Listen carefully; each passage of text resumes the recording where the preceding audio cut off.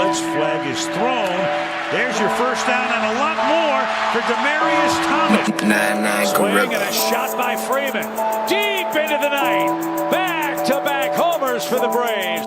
Blake Griffin will turn. Shoot a three from the win. Foul. They go.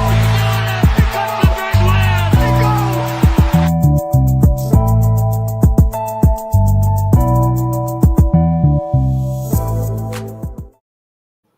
Yes. Good evening. It's Friday night. You know what that means. It's time for the number one sports podcast in the world. It's time for Sports4U. Live on YouTube. I'm John. Mark's on the way. Of course, Nick Freeze on assignment on a Friday. And we live on your local TV screens, your laptops, your desktops, on YouTube and X. So hit that subscribe button for Sports4U podcast on YouTube. Subscribe to Townhouse Media on YouTube. Subscribe to Culture Clash Network on YouTube.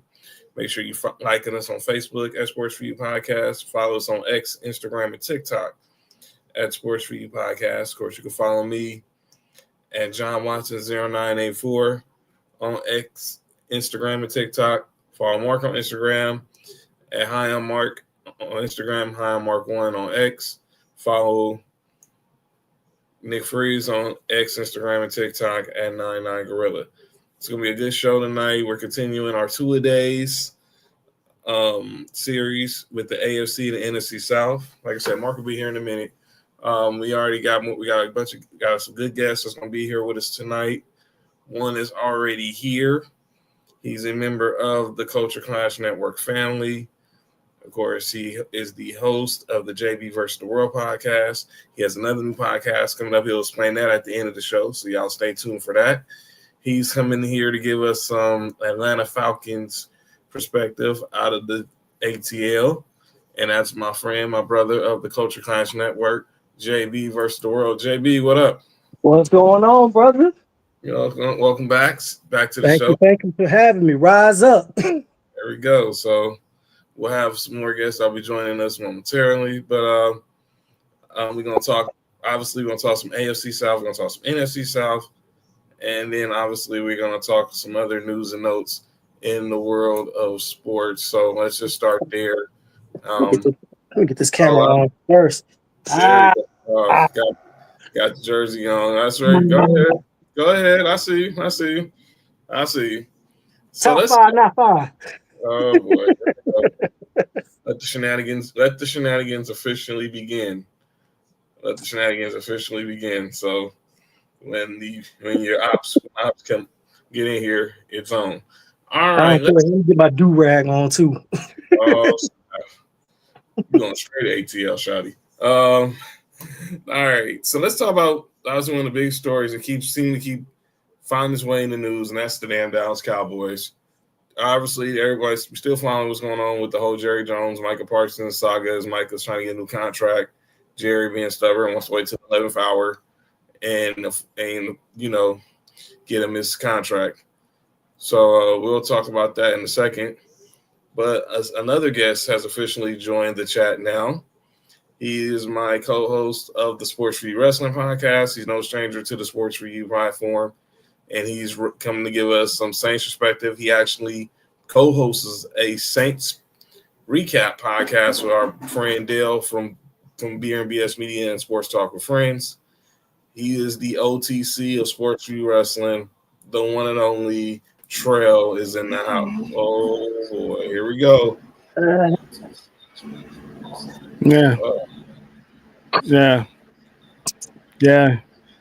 Yeah. Last time you was on the show, you was doing a whole lot of gagging anyway. So, hey, yo. Isn't that what your background is? Yeah. A whole bunch of dirty birds getting smashed. What the fuck? You over here posting a penetration on a sports show. Oh, boy, here we it go. is Freaky Friday, so the birds are getting penetrated all season. All right. What's up, JB? What's up, man? What's up, man? Man, you got the streaming on. So wait, whenever you ready. Oh, whoa, Bella. Yeah, that's what happened. Okay. Happy National Eat a Peach Day. Whoa. It's crazy. We got Atlanta in the house. We're talking I about don't know how to respond to that, but appreciate it. All right. You don't deserve it. Candace, what up? Hey man, just make sure you get back home for the streets. Like, come on, man. Oh boy. Nessa said no gagging on Friday. And Bella just said eat it. So I don't know. Yeah, I'll let y'all do this.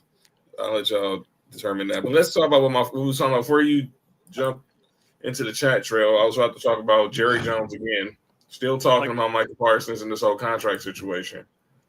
Why? He's making the rounds. Is obviously that documentary about the Cowboys is doing numbers on Netflix right now. So he was on Mike. He made 2 stops yesterday. The first one, he went by Michael Irvin's YouTube channel and talked about the situation. Yeah, Mike and I talked, and then we were going to send it over to the agent. And we had our agreements on term, amount, guarantees, everything. We were going to send it over to the agent. And the agent said, don't bother because we've got all that to negotiate. Make the decision for you. You have your plan. Don't let anybody get in the way of it. All right. That was one clip. But then he made the rounds and he recorded an episode on the Stephen A. Smith show yesterday from the Star in Frisco. In the spirit of not doing the old mother-dad deal. How many times have you seen the little rascal so clever go in there and mama told him, you're not going to get it. And goes in to daddy who only sees him after 5 in the afternoon, wants to love him, and says, you can have it, son. You can have that before dinner. And he goes back in and says, Mama, Daddy said I could have it. That's the old mom, dad, been around since the beginning of time. I'm not going to go for that here. That's what's happening. You're not going for it? I'm not going for it. No. But we've had a very, very strong negotiation.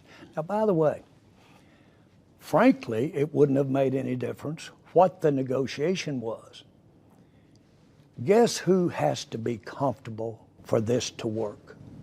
Micah. And who else? You. Hello. There's not room for a third. There's not room for a third. This will be a good one. So in regards to saying there's not room for a third, he's making reference to Micah Parsons' agent, David Mulugheta. Basically, Jerry said Micah called him, wanted to start negotiating. So Jerry took that as, let's negotiate without your agent. Big no-no.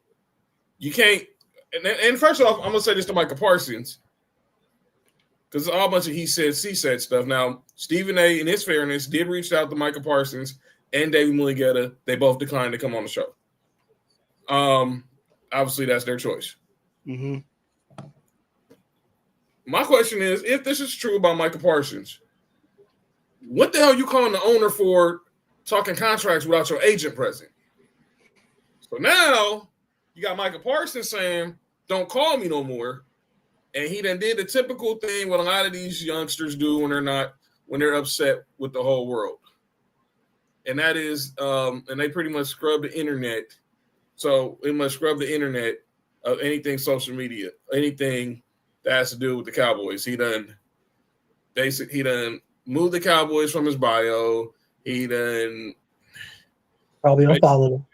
Told Jerry, don't call me, blah, blah, blah. I mean, I don't like you no more. He's at the game right now. Yeah. His mom was at the game and she was outside taking pictures with Jerry.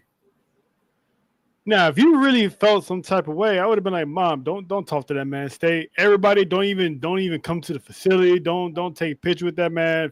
Fuck him, right? So this is all a ploy, or like you said, John, these youngsters, man, they don't know how to do business, and this is why you don't go into business for yourself. Because it don't make any sense. And now he doesn't get what he wants. Now he's gonna go on Twitter like everybody else. They don't get what they want. Start spazzing out on Twitter. You're only making it worse because Jerry Jones is basically saying, "It's my way or get off my plantation." I mean, my team. You had it right the first time. So, One of the rare times we agreed today. Get off my plantation. So here's Micah Parsons' Twitter bio. Just says Penn State 2021 and TBD to be determined. And he goes out on Twitter, and obviously, his name Micah comes from the Bible, from the Old Testament. And he quotes this, and he tweets out the scripture, Micah 7:8. Even if I fall, I will rise. The Lord is my light. Then he goes on his Instagram story and quotes Edgar Allan Poe saying, believe nothing you hear and have not what you see. Why do these people wait until they're in some type of dispute to want to quote Bible verses and poems? Because I don't remember Michael Parsons quoting that stuff when everything was all good. John, know how some people find God when they're in dire straits. And not when you're happy. Exactly. Because John quotes, Bible verses all the time, so I can attest on his part that he's one of the if he's going through something, he posts something, I know that actually is real because he posts stuff when he's happy. Micah Parsons only doing that because nothing's going his way, and it's like that's not how it works. You can't ignore him when you're happy, and then when you're sad, it's like, hey, help me out, God. Like, no, that's not how it works. He wants us to believe that nothing is going on his way. Exactly. And here's the thing. I haven't watched the Cowboys documentary. I plan on watch some of it this weekend. They said it's pretty good because pretty much giving you the history of when Jerry bought the Cowboys and everything and blah, blah, blah. This is all basically Jerry, and Jerry's making the rounds because he wasn't just on Stephen A. and on Mike Irvin's YouTube. He was doing them runs at Fox News. He's going to keep putting his face out there because everybody's still talking about this documentary. So Jerry's pretty much being Jerry. He said on the red carpet, the blue carpet last week at the premiere, he's going to always make sure the Cowboys are in the news no matter what. And that's what he said. I personally think this is all going to get done. And like he was basically told Stephen A. And I've been saying it forever. Everyone's saying Micah Parsons is going to get traded. Man, no, he can't. The Cowboys have Micah Parsons' rights for the next 3 years. All this year, and they can franchise him twice. Yep. Now you tell me Micah Parsons is going to sit out the next 3 years of football at 25 years old. The only way he gets put off that team is he does something stupid to have him get removed from the NFL. He's only 25, right? He's only 25? Yeah. Good God. Yeah, he's only 25. Jeez. So somebody at the game, and he's walking into the stadium, they said, hey, man, come to the Falcons, and he put up this gesture. Yeah, no. What JC is referring to, the Falcons and the Cowboys are playing in the preseason finale right now in Dallas. In Dallas. And Michael's in the building. Like I said, why is he in the building? That's what I'm saying, bro. None of this makes sense. None of this makes sense. If this is supposed to be strength in negotiations, you wouldn't be there. I don't believe any of this. Because we've seen this time and time again over the years. We saw it with Dak. We've seen it with CeeDee. We've seen it with Zeke. We've seen it with today, by the way. Yeah. Like we've seen this with who else? Trey Diggs. Dez Bryant. We've seen this over and over and over again with the Cowboys over the years, and it's exhausting.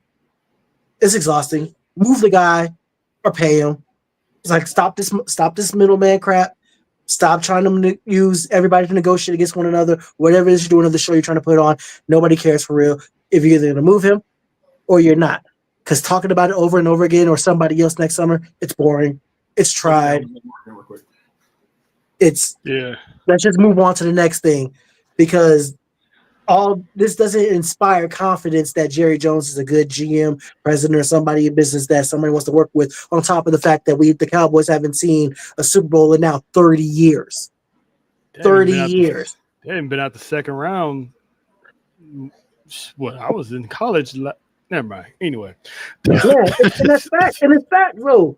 And it's like, it's not even no shade and no hate, but his ownership and leadership has not voted the results for the Cowboys like they were supposed to. He bought the team when they were on a high.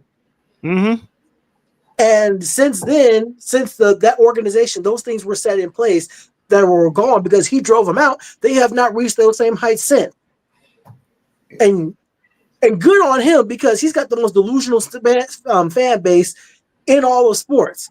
Good on him for being able to still cultivate that. But my God, the results are not resulting. 30 years. At all. Mark is in the building. Mark, we were just talking about Jerry Jones. What up, though? Basically, pretty much being Jerry, trying to making everything about him in regards to this whole Michael Parsons situation. Basically, talking that old man shit. What do you make of what's going on this whole situation? I seen he had put something out today, but I didn't see what he had said. Who, Micah? No. Jerry. Jerry. Oh, he did. Well, he made the rounds. I just played it. He was the first one. He was on Michael Irvin's YouTube. Yeah, Mike and I talked, and then we were going to send it over to the agent. And we had our agreements on term, amount, guarantees, everything. We were going to send it over to the agent. And the agent said, don't bother because we've got all that to negotiate. Make the decision for you. You have your plan. Don't let anybody get in the way of it. And then he made the rounds on the Stephen A. Smith show yesterday from the start. In the spirit of not doing the old mother-dad deal. How many times have you seen the little rascal so clever go in there and mama told him, you're not going to get it.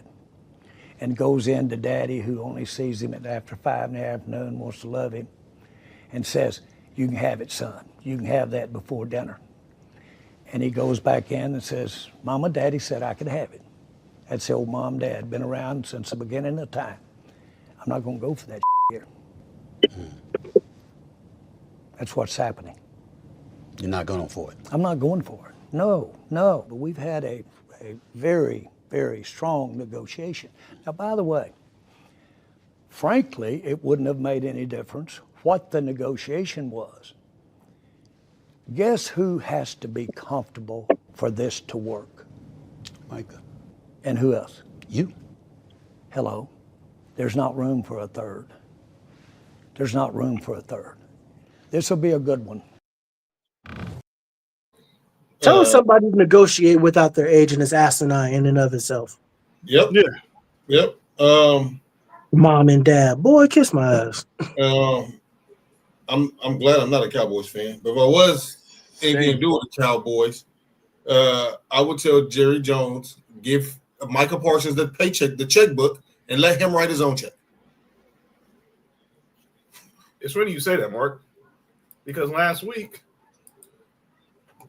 evaluations on who was the most valuable franchise came out in the NFL. And guess who's number one? Da-da-da! The Dallas Cowboys again. Well, the brand is the brand. Which is crazy. 12.8, estimated at $13 billion now.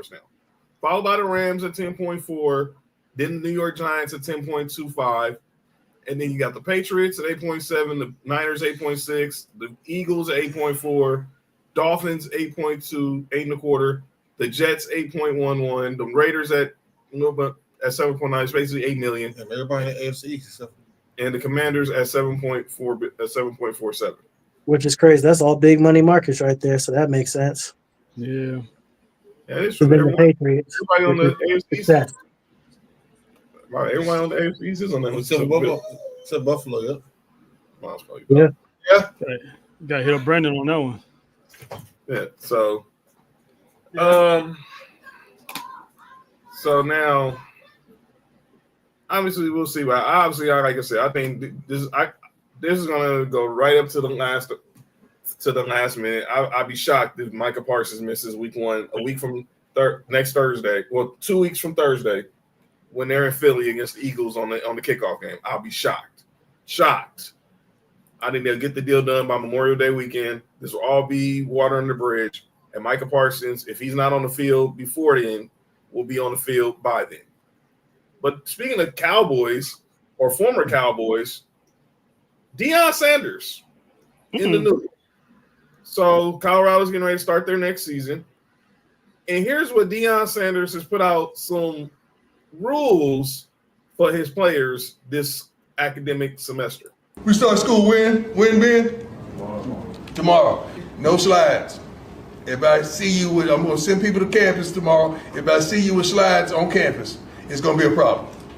If I see you with a hoodie on in class or some headphones on in class, it's going to be a problem.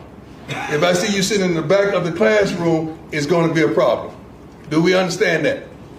And if you're online and you have online classes and you don't have a shirt on, or you got a white beat on, or you have some stupid on that causes a distraction, or you walk around during that online session, it's going to be a problem. We good with that, guys? Sure. Now, JB, I'm starting with you. I respect it. Listen, it's his team, it's his rules. He's the head coach. You want to play for him, you got to do things his way. It's not a democracy. It's a prime-tatorship. And what you got to do is you have to understand who you're playing for, what their standards are, and if you want to meet that to go where you want to go and have the type of success you want to have, you'll have to be on the same page, one band, one sound. So Prime says you don't want no slides. If you want to start, you don't wear no slides. You don't want to sit. You want to play. You want to start. And he says don't sit in the back of the classroom. You sit up front. He says no hood, no headphones. You stay offline. You stop being a distraction. You do what you got to do. That's exactly what you got to do, and that's what you have to do because he's teaching not just how to just be successful in the classroom, but he's teaching them how to be successful in life. I'm gonna play it again for Mark, and then we'll get Trail's reaction against Mark's reaction because he didn't hear the quote. This was Deion Sanders addressing his team ahead of fall classes starting off this week. we start school when, Ben? Tomorrow. No slides. If I see you with, I'm going to send people to campus tomorrow. If I see you with slides on campus, it's going to be a problem. If I see you with a hoodie on in class or some headphones on in class, it's going to be a problem. If I see you sitting in the back of the classroom, it's going to be a problem. Do we understand that? And if you're online and you have online classes and you don't have a shirt on, or you got a white beat on, or you have some stupid on that causes a distraction, or you walk around during that online session, it's going to be a problem. We good with that, guys? Sure. Now. All right. Trail, I'll go to you first, then we go to Mark. I don't have a problem with it. It's representation, basically, because he knows what state they play for, what city they play for. As the certain culture that already has a perception of us as a culture as it is. Oh, we're lazy. We don't really care. We're just here for the fame, get the girls, all that stuff. He's cutting that shit out. Show up, sit either in the middle of the class, front of the class. Don't have no music on because then the teacher's going to look at you. Oh, he's not paying attention. Fail. You fail, you don't play. That affects your future. So I don't have a problem with Prime. Prime is – he kind of reminds me of Coach Boone from Remember the Titans? Yeah. Like he had his certain way of doing something and it was different, but it made a whole lot of sense. He's trying like JB was saying, he's trying to set these kids up to be successful when they get to NFL or outside of NFL, because when you step outside your house, you're a representation of your family, you're a representation of your culture, you're a representation of your history. So, and big ups to Prime, because Prime did all that dumb stuff growing up and all that. And he's trying to stop history from repeating itself with our youth. So I respect it. And for anybody who's seeing this and thinking some type of way, he's not saying these things for the sake of just saying them. Like something came from somewhere with these things that caused a distraction or affected somebody somewhere that affected them playing on the field or off the field. Whether it's grades, whether it's with girls or something along those lines. So he didn't just make this up and just whiff this up out of nowhere. And he's holding his team accountable for it. When I was coaching high school basketball, we used to always tell our team, don't dress and act for the job that you have. Act and dress for the job that you want. And I think that's what Deion is telling them and teaching them at this stage in their life is being a man and represent yourself well. Yeah, we can come in here with slides. We can come in here and do all this and all that. That's cool. But if you want more than life than that, then present yourself as more than just that. I have no problem with what he's doing. And, as a coach, I think most coaches should be this way. I know in high school on game days, you know, players had to dress a certain way. But I think it's dope that he's doing it all the way around because it's not just game days that you represent it. And what like what Trell was saying is more than just you just showing up to class. It's how they look at us. And I know he have more than just blacks on his team, but he's specifically talking to us and how you carry yourself, how you conduct yourself. I think that's dope. I love it. I had no problem with it. Obviously, I know a lot of people saying this will get off my lawn culture, but I had no problem with it. And it's just Deion seeing the bigger picture. Obviously, look, we all been on a college campus before. People dress any way, anyhow, and he doesn't want his players falling into that cycle. Just yeah, you're an athlete. Put on some slides, throw a hoodie on, blah blah blah. He just wants them to be presentable. I had no problem with it, especially if you're doing online classes. Just because you're in your house don't mean you got to have your shirt off. And he didn't say you can wear hoodie. He said just don't have it on in class. Don't have your hoodie on. Don't have your headphones on. Which is Take your respectful. headphones on. Yep. And if you know what I'm saying, you as a coach, you know what I'm saying, and me as a former player, what's an athlete's favorite dress? Hoodie, sweat, sweats, and slides. Yeah. That's it. Yeah. Hey, John, remember every time we always be posting something that happens to these college athletes in our group chat? Was the one thing I always say: protect these young athletes, protect these black athletes. Somebody got to teach them. They're going to remember prime. Definitely. And for better or worse. Yep. It's going to be their biggest lesson or biggest regret. Yep. Man, he might not change all 53 or 90 or 100 players he got on scholarship. It's gonna be a few people that's gonna get that message and understand what it is. Mm-hmm. And 9 times out of 10, those are Pro Bowlers. There's so many players that I had, and was like I said at the high school I used to coach at. That I seen them years later and was like, man, I appreciate everything y'all taught us. Like you get it as you get older. You know what I'm saying? Mm-hmm. Mm-hmm. That's how you give back to the culture. Preserve. And what's he got? What's he got right now? 4 players, like on NFL rosters right now. And one of them is his son. And Shedeur Sanders is still the talk of preseason. Perfect. So now we got conspiracy theories out about why Shedeur failed. Oh, we already knew this. For sure. We got here's the latest one, and it's coming from Eric Dickerson, the Hall of Famer. And I'll tell you this much here: what I heard from someone that's in the NFL, that the NFL told other, don't draft him, do not draft him. We're gonna make an example out of him. And this came from a very good source, And he said that, I won't say who, somebody called the Cleveland Browns and said, don't do that.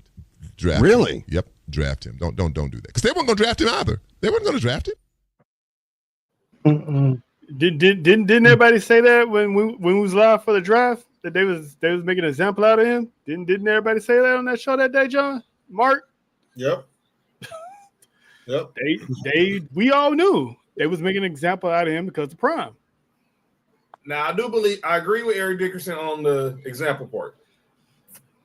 NFL calling teams saying not to draft him. It's a stretch, but it's not an impossible one. Because why else would this kid get picked up on a weekend and not prime time? I'm not shocked he didn't fall. I'm not shocked he fell out the first round. Second, we all predicted second. Was I shocked that he fell out of day 2? Yes, but Eric Dickerson saying that NFL call teams tell them not to draft Shedeur. Wait, hold on. He about the BS. He about that BS. Wait, hold on. He about that BS. Hold on. Yeah. JB, when your jersey is black? Yes. he took the Michael Jackson route. All right. I'm not mad at that. Hold on, I got a few more. Wait a minute. Now. I don't know. Nope. All right. Yeah.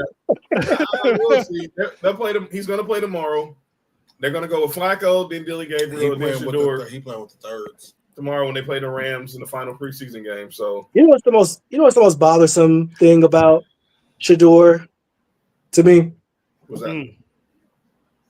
We are talking about him being drafted in the 5th round and all the struggles he's had to get drafted in that whole process. But he has the numbers. He was the most accurate quarterback in college football history. He threw 78%. 78%. The average is what, 60? Like you have to be 60, like just to be considered okay. And like on a pro metric, like he threw 78% in college and did it on multiple levels. Won championships in the SWAC. Came up, performed on the high stage with no real running back, no real offensive line to speak of, and no real dogs on defense. And he still was able to produce what he was able to produce because he missed Travis a couple of times. Travis missed time on at least in 2 consecutive years. He missed time, and we're talking about him going in the 5th round. Meanwhile, Arch Manning ain't done shit, and we're already talking about him being the number 1 overall pick when he decides to come out, when he decides to grace us with his presence. Ain't done nothing. Hasn't impressed. He's played well in garbage time. As a 3rd stringer, right? Second stringer. Nova, that's wild. So Zach just told Nova, happy Eat a Peach Day. Then Nova says this. Thank you, Zach. I'll make sure my husband knows. As she should. That's real. As she should. Shout out to Big Kev, man. I didn't say she shouldn't. I just said that's wild. Shout out to Big Kev, man. You know, goes down on Fridays.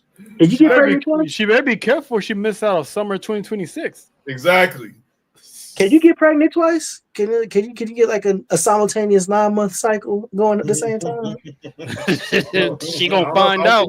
I don't think no one wants to find out. She gonna run a test study. Yeah, that was the story from Eric Dickerson that NFL told teams do not draft Shedeur. Now, when they say the NFL, who's the NFL? That's what I'm trying to figure out. Like the owners? Because you're not telling owners. Roger Goodell's not calling owners and saying don't tell. Because the owners are the NFL. Pretty much. Mm-hmm. And I'm not sure if they know, but Shedeur's going to bring money to the NFL. Yeah, he's already. Yeah. He already has. Already is. Who's got that number 1 rookie jersey? Yep. And they can't Ward. Who's the The NFL is run by the owners. And So- Roger Goodell works for them. so the owners is Basically. telling the teams up to draft him? Yeah. He's basically the referee. Basically, Basically the referee to the owners.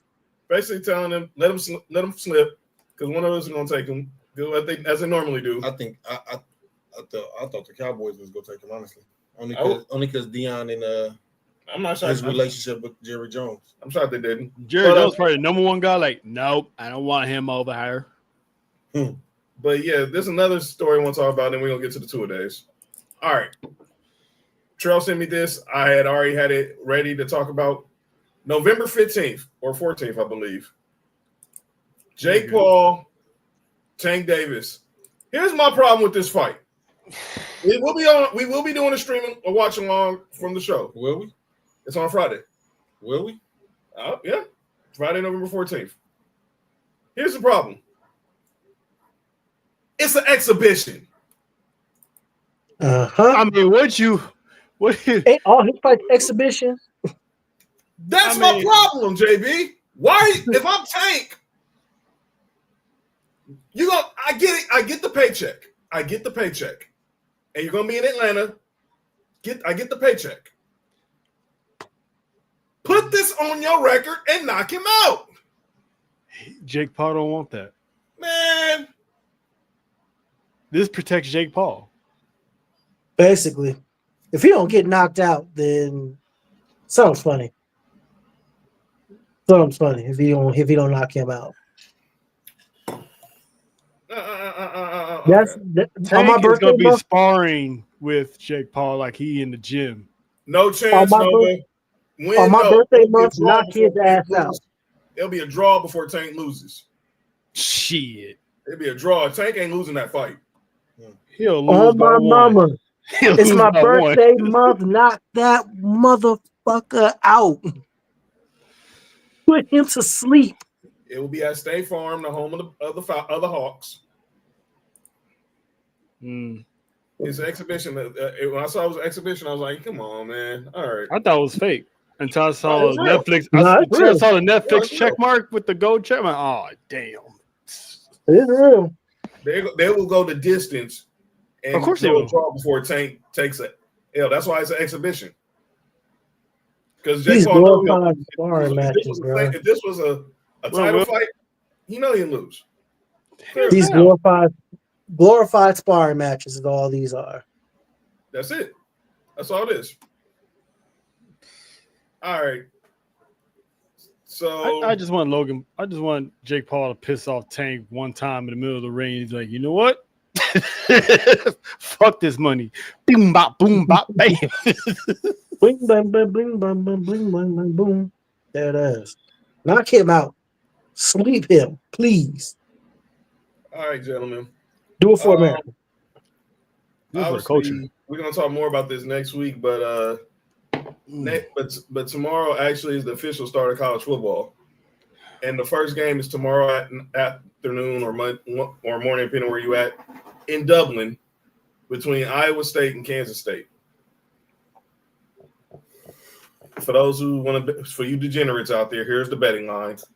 Kansas State is it's minus 3.5. That's an old man saying. All you degenerate gamblers, you want to know that's what the line for the game is 3.5. Oh, snap, Nova, you a Bama fan? Oh, all right, no. Go all right. Dogs. Well, SEC is well represented again. All right, let's get started, bros. JB, Georgia fan? Yeah. Sir.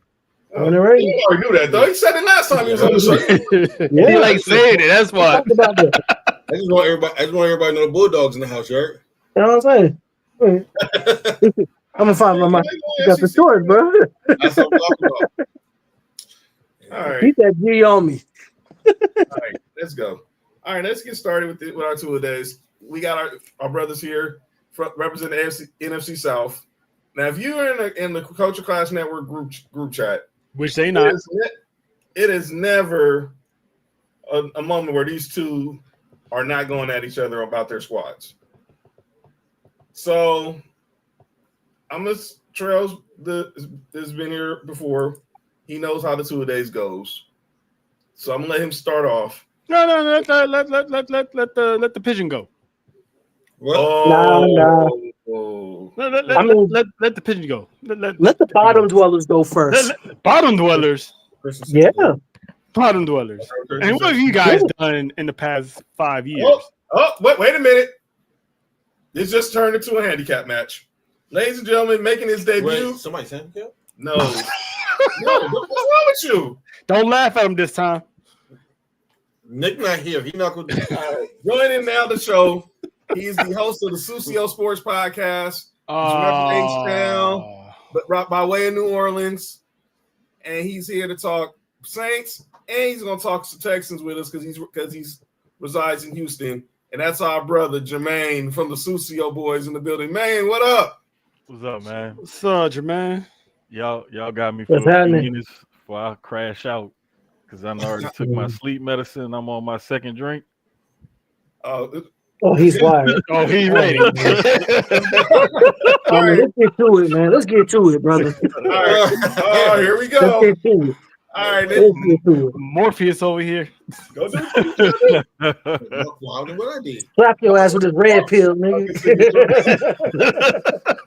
All right, here we go. It's actually kind of like a greenish bluish color, really. Y'all done made Mark go to the car. Y'all done made Mark go to the car now. He's like, excuse me for a second. All right, and then we'll go to Jermaine and Trell will close out. So the Falcons. Now we're gonna get the Michael Penix experience for the full season now. And slapping him with the Penix. Brothers Champ and Drill from Undisputed Goat on Tuesday. Why the hell is Kirk Cousins still on your roster? Because he's going to be our backup. That's simple as that. We knew what he signed up for when he signed with us. And as soon as he knew that Michael Penix was being drafted, he lost his starting spot. He was never going to get it back. He's our backup. We got Michael Penix for a relatively low cost for the next 4 more years. He's getting paid. Hold this clipboard for $25 million.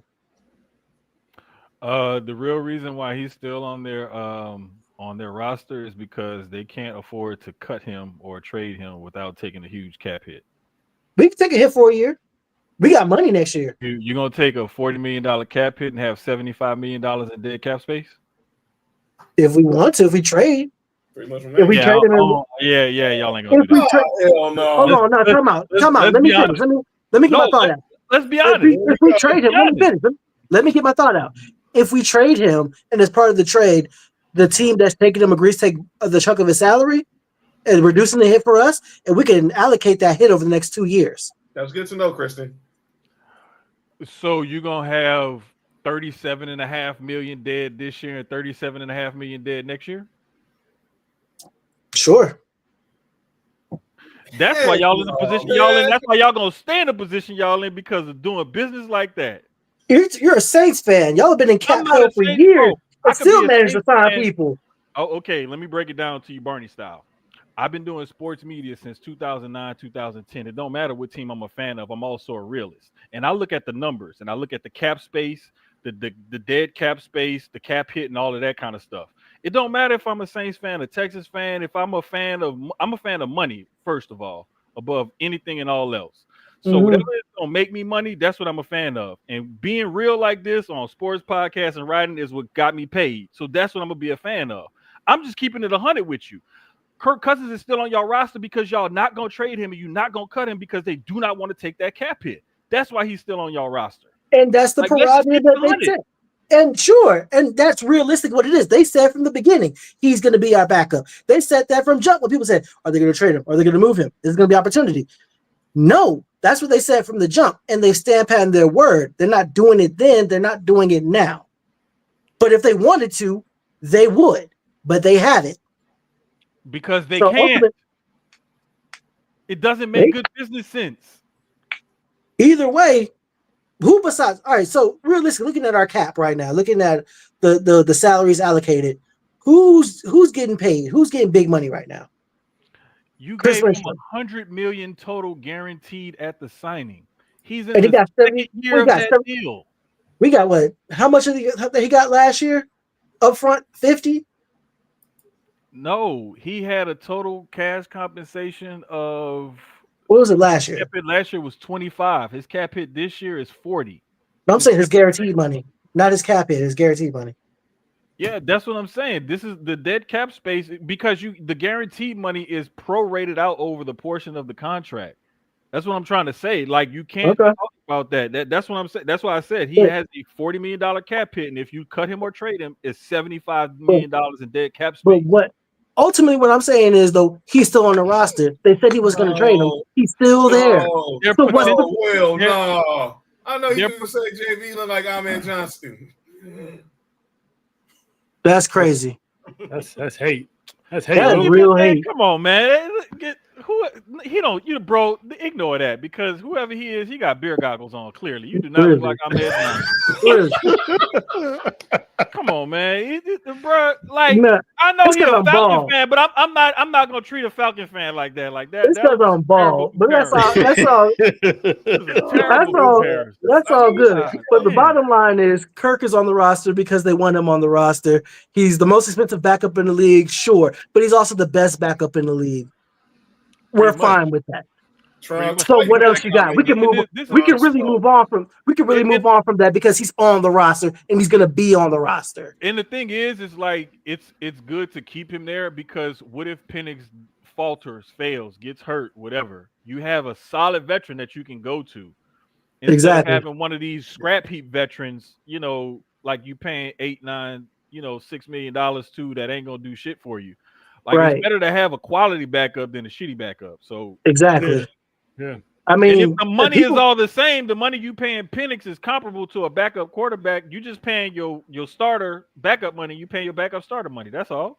That's it. That's all it really comes down to. And after the last few years of quarterback hell that we were post Matt Ryan, this is the first offseason in 5 years that Atlanta as a fan base has been more relaxed about the quarterback position going into the season.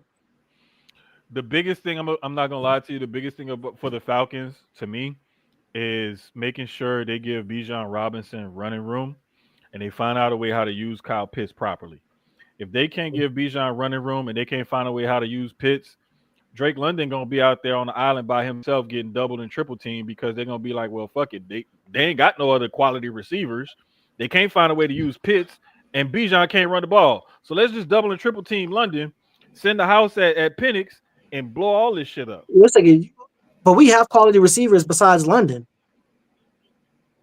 We'll be fine. Mooney, Ray McLeod, yes. Terrell Hodge, Casey Watt, those are quality receivers. Ray McLeod was our third leading receiver with 675 yards. He would have been the Panthers' leading receiver.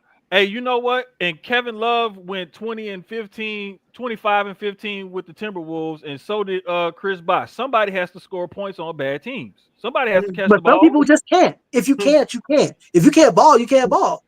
Hey, if you believe in it, cool. If you like it, I love it. I mean, I don't have to believe in it. They did it last year. You must be believing in it because you Darnell Mooney was 19 yards away from 1,000. They're the only receiving duo in the league that had 900 yards. That had 900 yards together. In a 17-game season, that don't mean nothing. But nobody else did it. I don't see T. Higgins and Chase doing it. What? They didn't do it. T. Higgins and Chase didn't do it. Did they play a full season? They still didn't do it in 17 games, right? Everybody could do it. That's easy, right? I didn't say everybody could do it. I didn't say it was easy. I'm just saying, like, if you got 900 yards and you got 900 yards in a season, that's cool. But it's like it's a 17-game season. So if you play 17 games and you only got 900 yards, like, that's not impressive to me. That's just not impressive to me. I mean, that could be impressive to somebody else. It's just not impressive to me. Mm-hmm. It is what it is. It is what it is. Because to me, we are one of the most underrated receiving duos in the league. Drake, London, and Mooney. Ray's cool. I think Pitts is. I think he's going to take a step forward. I've seen the effort and the enthusiasm that he hasn't really had since his second year, and I've seen him be comfortable and take the time to build a rapport with Michael Penix, which is something I don't think I've ever seen him do with any of his previous quarterbacks. Not with Mariota, not with Cousins, not with Ritter. They spend time together. They hang out together. They went to Dubai together. They're golfing buddies together. They spend the time. They're putting in the work to learn and understand one another. And considering that Penix did what he did the last 3 games of the season, and he had not spent not one day throwing to the ones prior to the practice of him being told he's a starter, they did pretty good. Give them a summer together. I think they'll do good work together. I'm not going to say that Pitt's going to have 1,000 yards like he did his rookie year with Matt Ryan, but I think we're going to see improved effort. I think we're going to see improved play. I think we're going to see improved numbers. Really, I think the problem with Pitts, it was more or less like that offense couldn't find a way to use him properly. I don't think it was really him. I think it was more or less the coaches and the offense and whatnot. So if they change something up there, I think it'll be better for him this year, to be honest. I think the kid got the talent, man. He's a mismatch nightmare. It don't matter if it's a corner, a safety, a linebacker, who it is. He's when you 6'6", 240, and you can run like a 4.4, 4.5, like that's a problem. Yeah. So they just got to find a way how to use him properly. Yeah, I think a lot of it was the Kirk Cousins' inability to be mobile and to run all the plays in Zach Robinson's offense, and it was limited. Yeah, and they had to kind of call plays around that. We saw immediately straight off the bat we had a play action game with Penix as a starter, and that was not just helped everybody else. It helped Bijan out immensely. It helped Drake out immensely. So I think a full season with that, open up that playbook, having a quarterback who's able to have that mobility, who's able to have that arm strength, that arm talent, and we're going to see a different Falcons offense. I think what we saw those last 3 games was a preview of what's to come. Now, we won't keep it all the way $150 when you look at the Saints.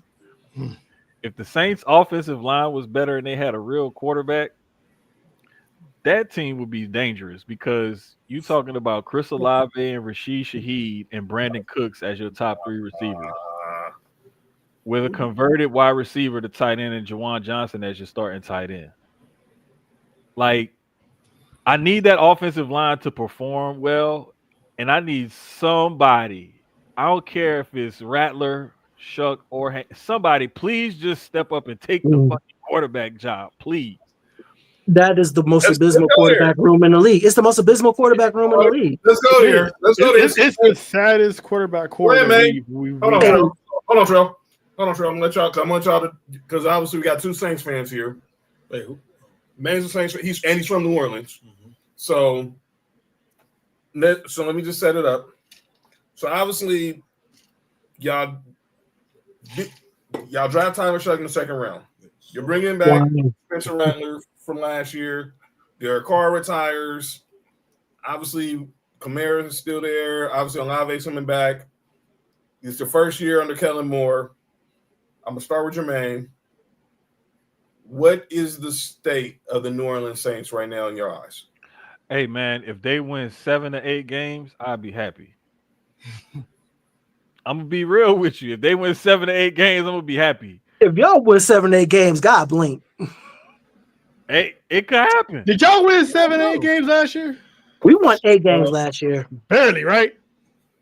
Ain't no barely by inch by a mile. We did it. Did y'all? Did y'all win 8 games? Oh no, we were trash. Oh, okay. Yeah. I'm not delusional. Okay. We were trash. We were ass. You can ask those two over there. I've been saying it all year last season. This was Dennis Allen's job to lose, and he lost it. Pretty much. He kept it a year too long, if you ask me. He should even got the job in the first place. I mean, if you want to be, honestly, he should have never got it. They wasn't planning on Sean Payton stepping down the way he stepped down. Exactly. So they hit the panic button. It's like, here, you take it. And I'm instead of actually getting a coach, they let him do it. Exactly. I'm gonna keep it all the way real with you. Sean Payton stepped away because he was afraid of what things was gonna look like without Drew Brees. And he was right. He saw the state of that roster, and he saw the salary cap problems and everything else. And Sean Payton ran from the grind. Yep. Let's just keep it all the way real. Sean Payton ran from the grind. He took his ball and went home. Exactly. He did some media stuff until he found a more comfortable position for him to go up in Denver where he had a defense. He just had to find a quarterback. And then he was like, oh, okay, I'll hop back in now.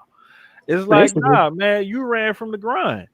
Like, and then not Zach.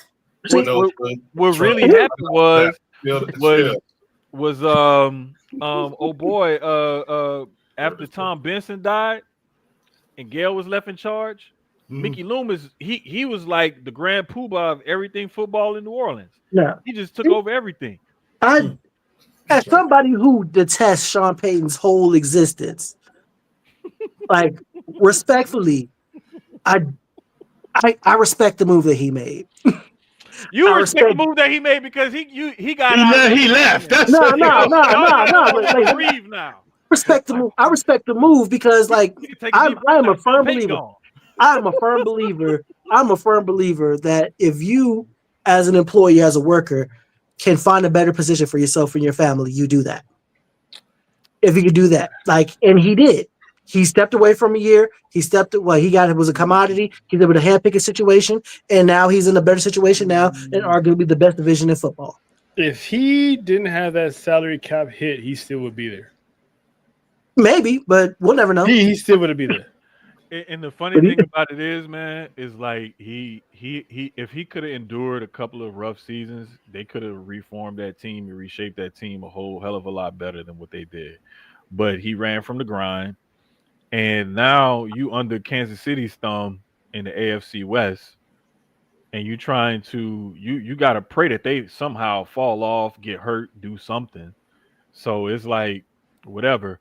But honestly, man, in the NFC South, the Bucks should win that division, and if the Bucks don't, the Falcons may back into it.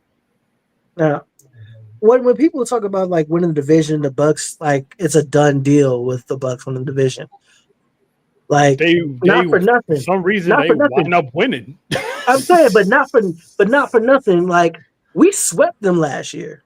And they still wanted to. I think they did. They definitely did. And they definitely won the division still, but we were, and I don't want to do like like coulda, woulda, shouldas, maybes on what happened last season. If Kirk is honest about his injury a lot sooner, and we switch to Penix, we win 2 of those 4 games that we were on a 4-game losing streak on, and we win the division. We had a shot at the very end, and that's just facts. If we shut down Younghoe Koo sooner and get a replacement kicker in weeks before then, we were in the playoffs. Or if we get that PI call against the freaking Chiefs. Oh. Hey, don't talk to us about PI calls. Man, listen. Don't mention PI calls. That's nuts. I was always first of all, I call those karma. Karma. I was always smart. long time ago. If was a fifth, we'd all be drunk. So we can't live on the past. So, I'm not trying to live off that. I'm not trying to live off that. When I'm looking at right now, and I'm looking at if I look at the Falcons defense and then I look at the Bucs offense, if the Bucs offense is healthy and 100% there, I don't see how the Falcons defense is going to be able to stop Mike Evans, Chris Godwin, and Emeka Egbuka. I just don't see it. I mean, maybe I'm seeing something wrong, but I just don't see how the Falcons defense will be able to stop that Bucs offense. And if that Bucs defense is healthy, which they could be, especially when you got a nose tackle in the middle that's stopping the run and helping push the pocket with Vita Vea. And you got a Hassan Reddick who still has a little bit left in the tank. You got a we don't know who he is now. Antoine Winfield Jr. and whatnot. Like, they got some decent hitters in that secondary and some playmakers on that defense. Like, I'm just keeping it a beam with you, but I could see the Falcons challenging them, but I just feel like the Bucs have just a little bit more guaranteed going into this season than what the Falcons have coming into this season. If Michael Penix is really improving and Baker Mayfield have one of those Baker Mayfield seasons, I can see the Falcons taking the division hands down because the Bucs are in the position that they're in because Tom Brady got them there, and Baker Mayfield was good enough to keep them there while the rest of the division fell back. Because when the NFC South was at full strength, where was the Bucs usually positioned? Towards the bottom. Well, I mean, let's be honest. The NFC South has been a rotating door of whoever gonna win that division. Baker. It's usually been Tampa Bay that's always been at the bottom. It's either Carolina won it, but we won it, Tampa has been winning it too. Because if we're gonna look at the history of who's won the AFC South over the last few years, I mean the NFC South over the last few years, it's been a rotating thing. And the reason why Tom Brady meant so much to them is simply because he helped them kind of establish themselves as the division winners and whatnot.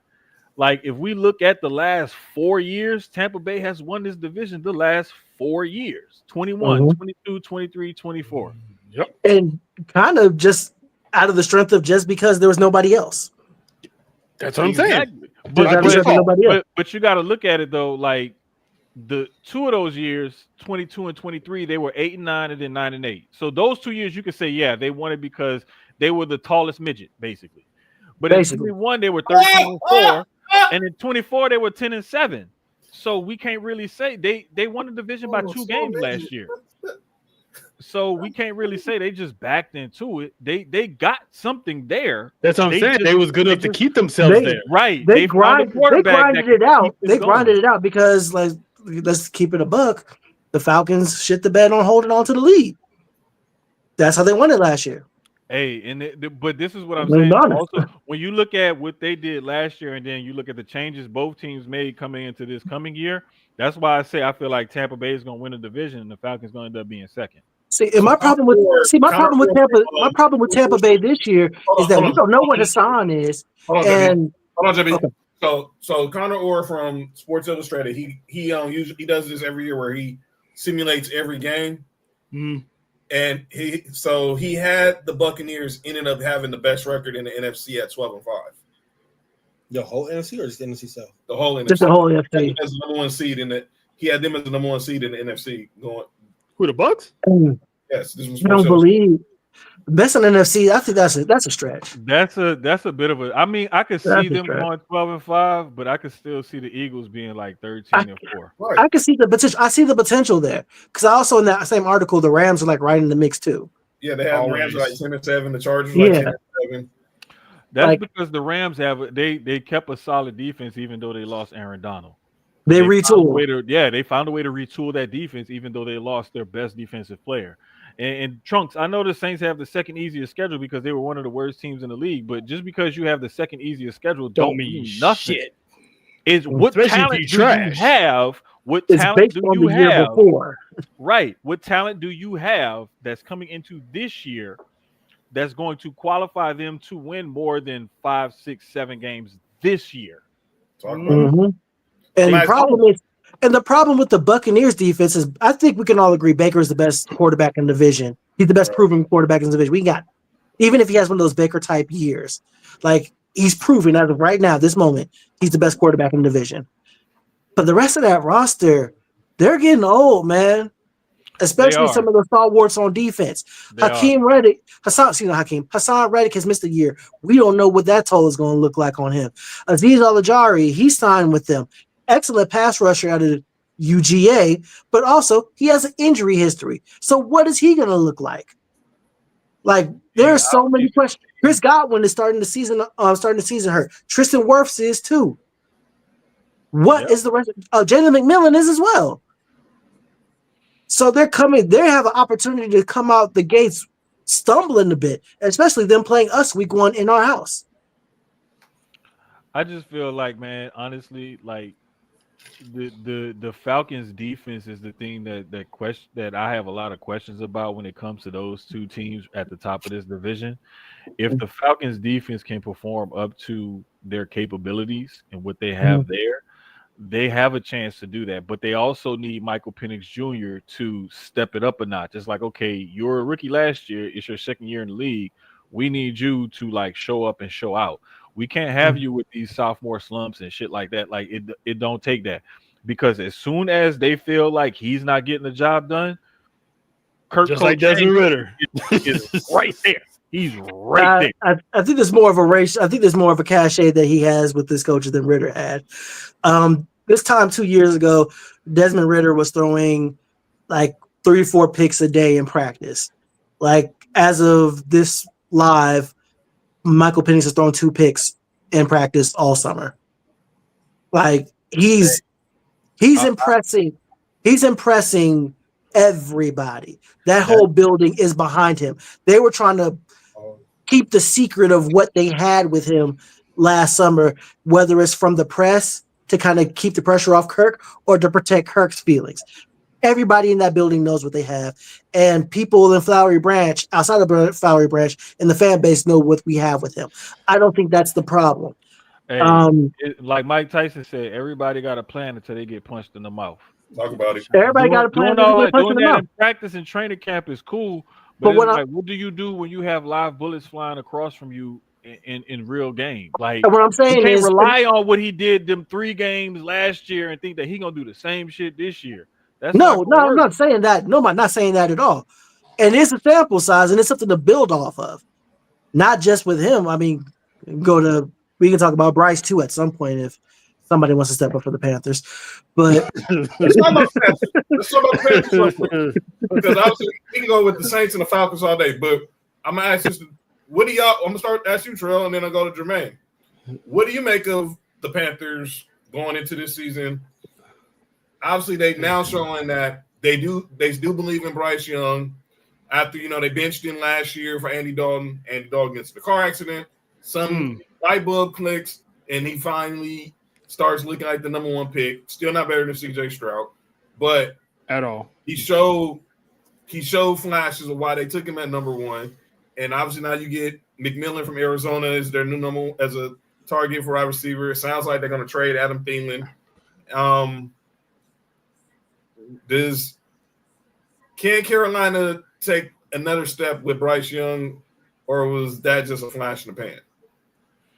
I'll be honest with you, it really depends on how that line performs and if they give Bryce Young time in the pocket, because we've seen that Young will try to elude and evade pressure, but the reason why he has to elude and evade pressure because that line was not giving him time to throw. And just because you give him more weapons don't mean necessarily that he's going to get better. You have to improve the offensive line play first and give him time to throw. You have to give Chuba Hubbard, holes to run through and everything to give the run game a threat. And a lot of stuff hinges on these offensive lines. And unfortunately, sometimes teams don't always take the right path to invest in their offensive lines when you have these quarterbacks and or running backs or receivers. A quarterback is only as good as the time he's given to throw if he can read a defense. A running back is only as good as he can hit the hole if the hole is there to be hit. A receiver is only as good as he is if the quarterback has time to throw him the ball and the routes that he can run in order to get open to catch the ball. So it's like all of that. You can have the best quarterback, the best wide receiver, and the best running back, but if your offensive line is shit, they're not going to look like they're the best. So a lot of this stuff is predicated on offensive line play. I keep trying to tell people that, but it's like nobody wants to listen. I swear my English is my first language. I'm not speaking Chinese. It's like I'm not reinventing the wheel. I'm not saying anything new to nobody. If your offensive line is solid, your quarterback will look good.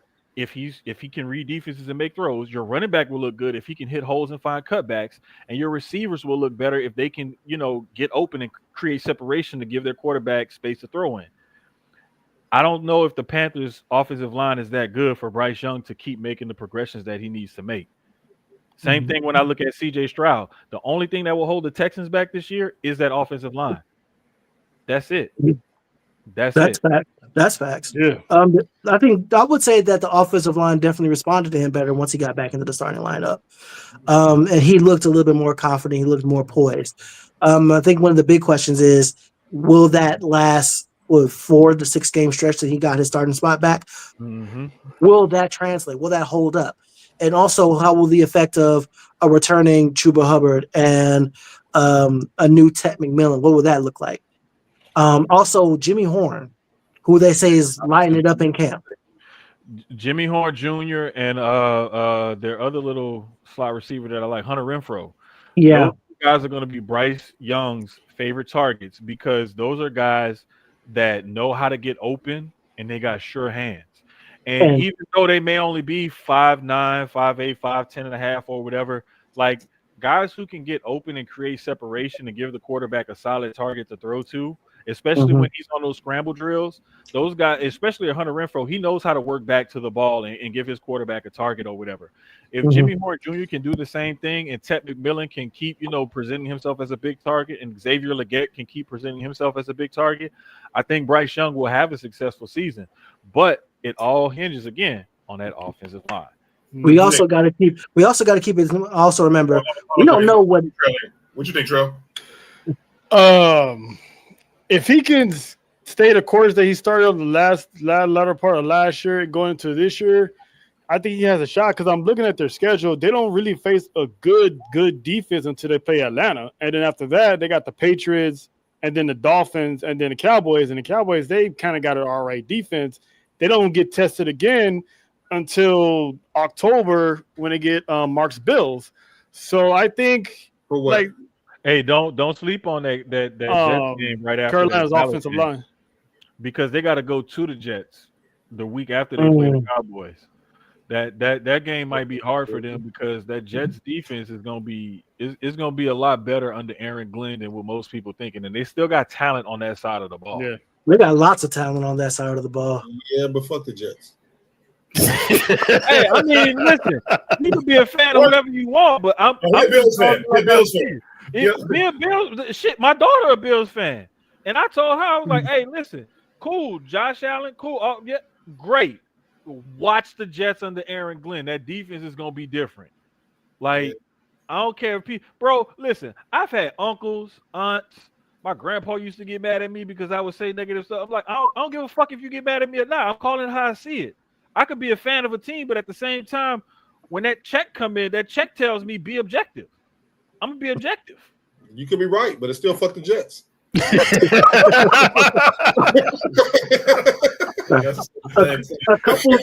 couple of things about the Panthers we need to keep into account as well.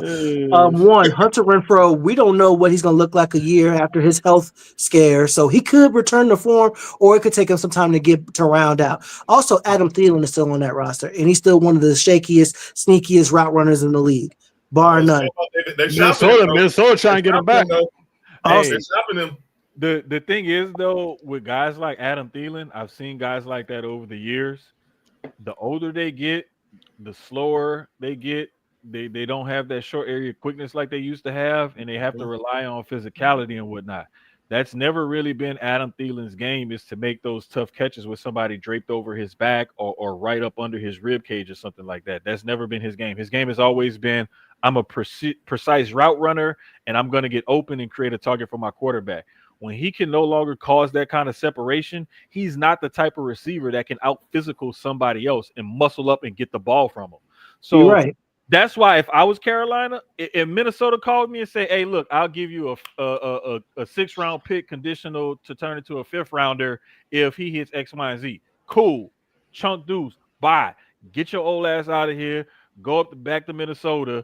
Let me get Jimmy Horn Jr. some more touches because he's a younger, cheaper wide receiver who we feel like we could work on and develop, as opposed to worrying about your old ass when you can't separate, and then we throw you the ball and somebody draped on you and you can't make a physical catch to catch the ball. And that brings me to the next part of that offense that we never talked about at all. That's Tommy Tremble, who's probably the best tight end in the South. That boy can ball. He knows how to find space. He's big. He's fast.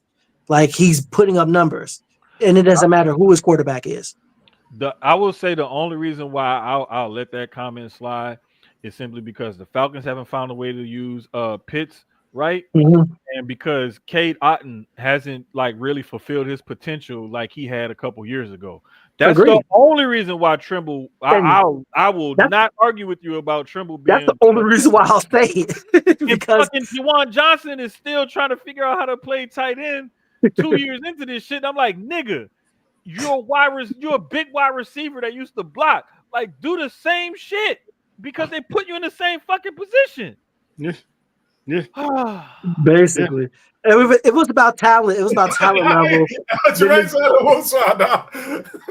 Right from the Saints fan. Huh? We had at least 2-3 tight ends, and they didn't really capitalize on neither one of them. And the last thing is of that Carolina defense. They've been trying to figure that defense out for years. And they don't really have, sure, they like J.C. Horn a lot. And there's a couple of guys on the defensive line that they really like. But they're still tooling things out. And we don't know what that's going to look like. And that's going to be the key, whether or not besides offensive line, whether or not they're going to take steps forward in the win column this year or not. Hey, man, if Derek Brown could keep progressing the way he has and they could get anything out of A'Shawn Robinson, one of their backups, though, I've always liked, and I just felt like he needed a little bit of a chance, is Shy Tuttle. He kind of reminds me of a little bit like Warren Sapp, and I'm not trying to compare him to Warren Sapp. It's just that when you see a guy who's 6'3", 300 pounds, he's a little bit bigger than Warren Sapp was, but he has that short area quickness for a defensive tackle that you look for in those guys that can push the pocket from the inside of the defensive line. So if they could start to figure some of that stuff out and try to scheme some things or whatever, that defense could be better. But like you said, they're so busy trying to retool and reposition and refocus things, because after you lost, the worst thing they could have did to me was trading Brian Burns and not paying him a new contract. Like, they should have kept him. They should have never let him go to New York. They should have just kept him there and figured it the fuck out. Because he's gonna first out of him. You can't find edge rushers who can rush the passer and help set the edge against the run. Like, those guys are rare. So if you got one, keep him. When I saw they traded him to New York, I was like, this is fucking stupid, man. This is the Panthers being the Panthers again. It just don't make no fucking sense. You trade him for a second rounder. This is why they're in the position that they're in. In the same way, they paid Shy Tuttle a lot of money when he left New Orleans. They paid him a lot of money. And he's in rotation. And you're not even using him properly.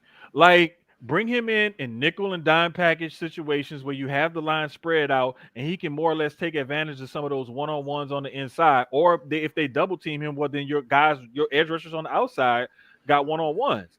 Would have made him look even better is if you had Burns on one side, you got Tuttle on the inside, you have Derek Brown, and then I could have played the other defensive end, and that D-line would have looked great. Like, come on, man. It don't take a fucking rocket scientist to build a football team. You just have to be smart. Just figure shit out. But the stupidest thing they did was getting rid of Brian Burns, especially after you had what's his name, the linebacker that just retired. Luke Kuechly retired. You know, like, get in first ballot in the Hall of Fame still is crap. It's still mind-boggling to me. That's a whole other conversation. Hall of Fames drive me crazy, and I can't wait till some more of these old ass niggas die off and some of these new niggas come up, because that's the only way we're gonna really get a true representation of who needs to be in the Hall of Fame. That's fact though. That's fact though. I ain't even mad at that take. Hey man, me and Mark say it all the time. Baseball the only sport that best player ain't in the Hall of Fame. That's a fact, bro. I don't even want to get in. I'll tell y'all this one. I'll just give a snippet of this story. I ain't even gonna tell the whole story. So it was one time I was doing a radio show, and we got to interview some models from Playboy.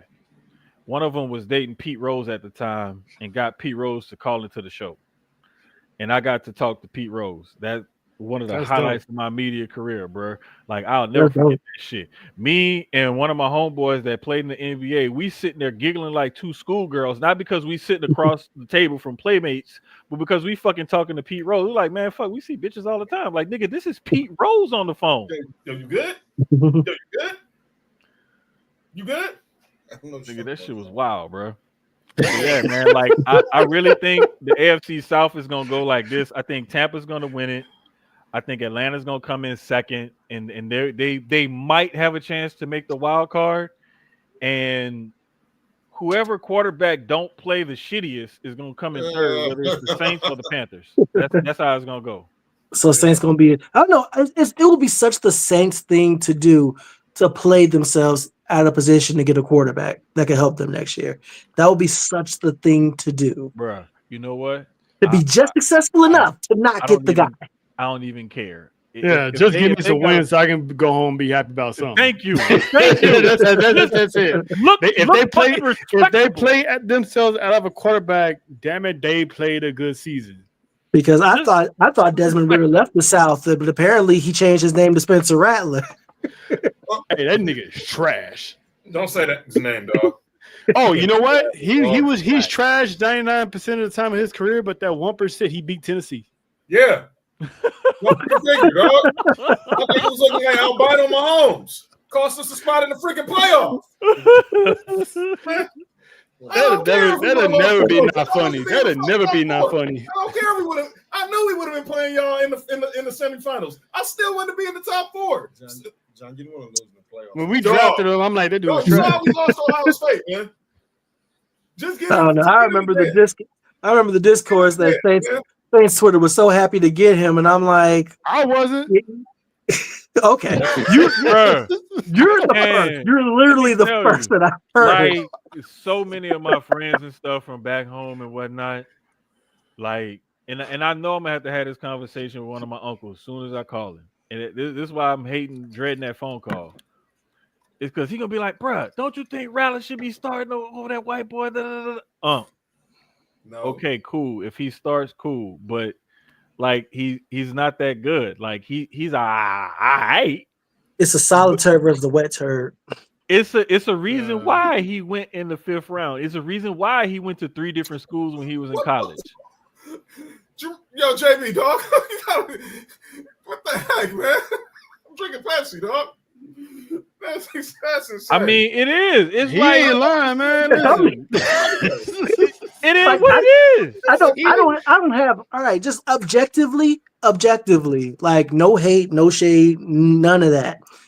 Like looking at the Saints roster outside of Olave, there's nobody I'm looking at with for real. Maybe Kamara, like out of the backfield, but there's nobody I'm like, I'm ready. He's a burner. He's a burner. I will acknowledge him. I will acknowledge him, I but I would put don't it to fear you him. like this: the I don't fear guys, him. the guys that I would be scared of on that Saints roster, real talk, is outside of Olave would be Shaheed, because he's learning how to run routes better and use his speed better.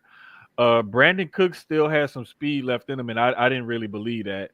I couldn't I know believe he's it. going to find a way to get 1,000 has. yards. That's just what he does. Then you got, like, if Jawan Johnson could ever figure it the fuck out at tight end, he has potential. But also Mason Tipton has a little bit of something to him that I kind of like. It's just he ain't gonna get the time, he ain't gonna get the reps or whatever to really show it and flesh it all the way out. They got weapons and stuff, but it's just fucking can an quarterback. offense The fucking quarterback. Let's go to the NFC South. Please. We got man here. That's All right, something man. that's something better to talk about. You reside close to Houston. So we talked a lot about the AFC South on Tuesday, and we're going to talk a little bit more because our girl, Tanisha, the main event mom, is going to be here any second because she's a Jaguars fan. But, damn! Who's that? Who's the ventriloquist around here? Because I didn't see nobody move. That's insane. All right. Was that necessary? What was your reaction, Jermaine, to the news about Anthony Richardson? That nigga. I mean, like, were we really surprised? Like, No. let's keep it a buck. Were we really surprised?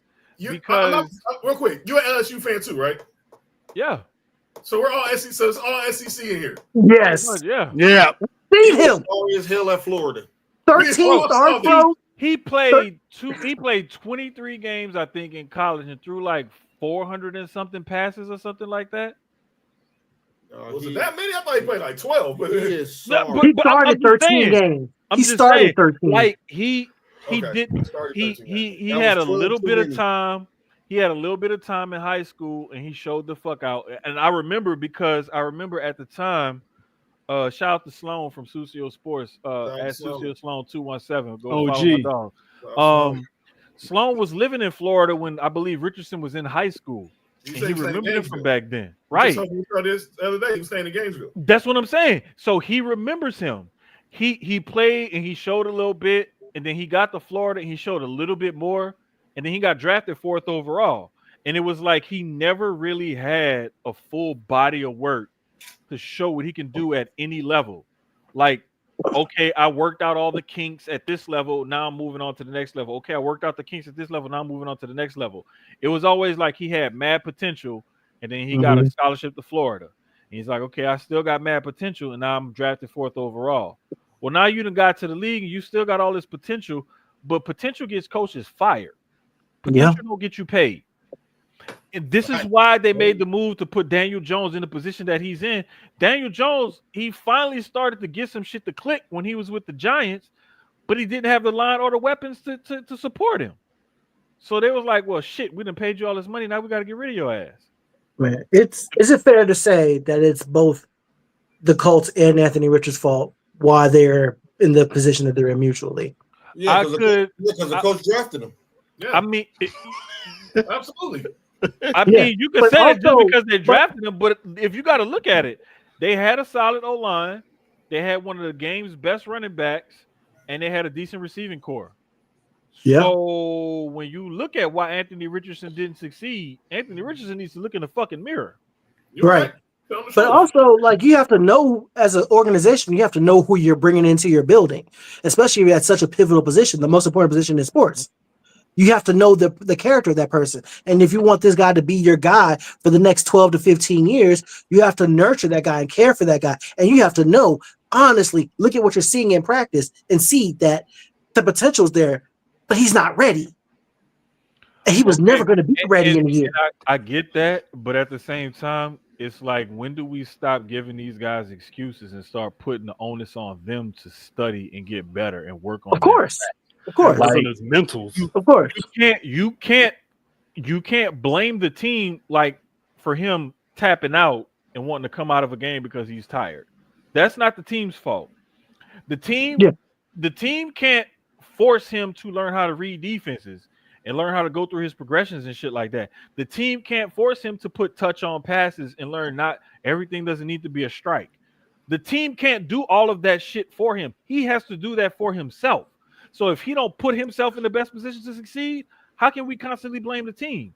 And this is the problem that I have is that, like, I'll be honest, it's a lot of times that people be like, well, they didn't do this and they didn't do that, and this team did this and this team did that. Bro, I swear, I was in a Twitter space last night for about 8 good minutes, and that was all I could give it because somebody tried to compare what the Chiefs did for Patrick Mahomes and what the Ravens did for Lamar Jackson to what the Colts did for Anthony Richardson. I was like, I'm fucking out of here. Because you know what? This is fucking stupid. Man. Nah. Let me be perfectly clear. The Chiefs still had Alex Smith. Mm-hmm. So they had the chance to sit down Patrick Mahomes. Mm-hmm. But The Ravens still had a healthy Joe Flacco. But Alex Smith went 5-0 to start the season when Exactly. they drafted Mahomes. Mm-hmm. In 2017, they still was a good team. Mm-hmm. We played Mahomes' his first start in week 17 so they could sit Alex Smith for the playoffs. Mm-hmm. Mm-hmm. Let that sink in. Mm-hmm. Lamar Jackson sat behind Joe Flacco until Joe Flacco officially, Father Time caught up with him in Baltimore. Mm-hmm. We all hear these stories that and my boy Fat was in the chat. The Bears were a team that really wanted to draft Patrick Mahomes. Mm-hmm. But they moved up to get Mitchell Trubisky. Dumbasses. Do you think we get the same Patrick Mahomes under John Fox? Absolutely not. Nope. Absolutely not. Under Andy Reid, there was talk about him coming to y'all, and y'all still had Breeze. Situations matter, people. Mm-hmm. This dude's Hey, a This dude's I'm gonna be honest with you. I don't like talking about Lamar Jackson too much and that whole draft situation because I'll never forget. This was 2018. This was 2018. This was 2018 draft, right? Mm-hmm. I was about to sign the paperwork for this house that I'm in right now. I'm about to buy a house. It's a brand new house. Like, I'm feeling good about myself. Like, job, everything going good, everything else.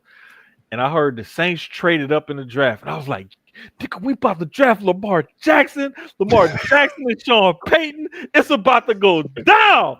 Woo! Finally. And they said, the Saints have drafted Marcus Davidson, defensive end, UTSA. Oh. Marcus Davenport.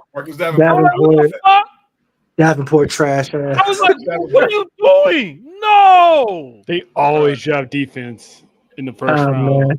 Always do that every year. It had me so heated. Now, it brought me back to the 90s in consecutive drafts when the Saints passed up on Eddie George, Steve McNair, and Randy Moss in like 3 consecutive drafts. Jesus. Like, shit, with a shitty quarterback, Randy Moss would be Randy Moss. Go back and look at the history. Trust me, I know what I'm talking about. Them niggas passed up on 3 future Hall of Famers in 3 consecutive drafts and drafted bullshit. And I want to say one of them years they drafted that linebacker out of Washington State, Mark Fields or whatever the fuck his name was. Like, bro, I'm used to seeing my team do this. I'm used to seeing this. So I've become numb to it. It don't even matter to me no more. So, like, when the Texans had picked Mario Williams that year, and everybody was like, "Why didn't they take Vince Young? Why didn't they take Reggie Bush?" I was like, "I'm used to seeing this shit. So, like, let me just go ahead and write this article, get this shit off my chest, and be done with it." You should have gave Mark the heads up about Mario Williams from Buffalo signed him. But no, listen. This was the thing though. Mario Williams had a lot. He had the physical God-given ability. Mario Williams just didn't always put it all together and care all that much. He wasn't as bad as Albert Hainsworth.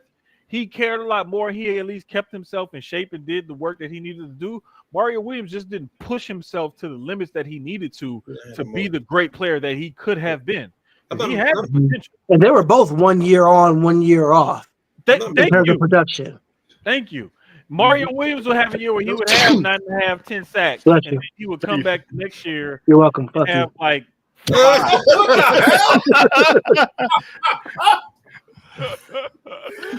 but if turn it back to previewing the AFC South though, the AFC South really, and I'm not just saying this because I live in Texas and I kind of still cover the Texans. It's the Texans to lose.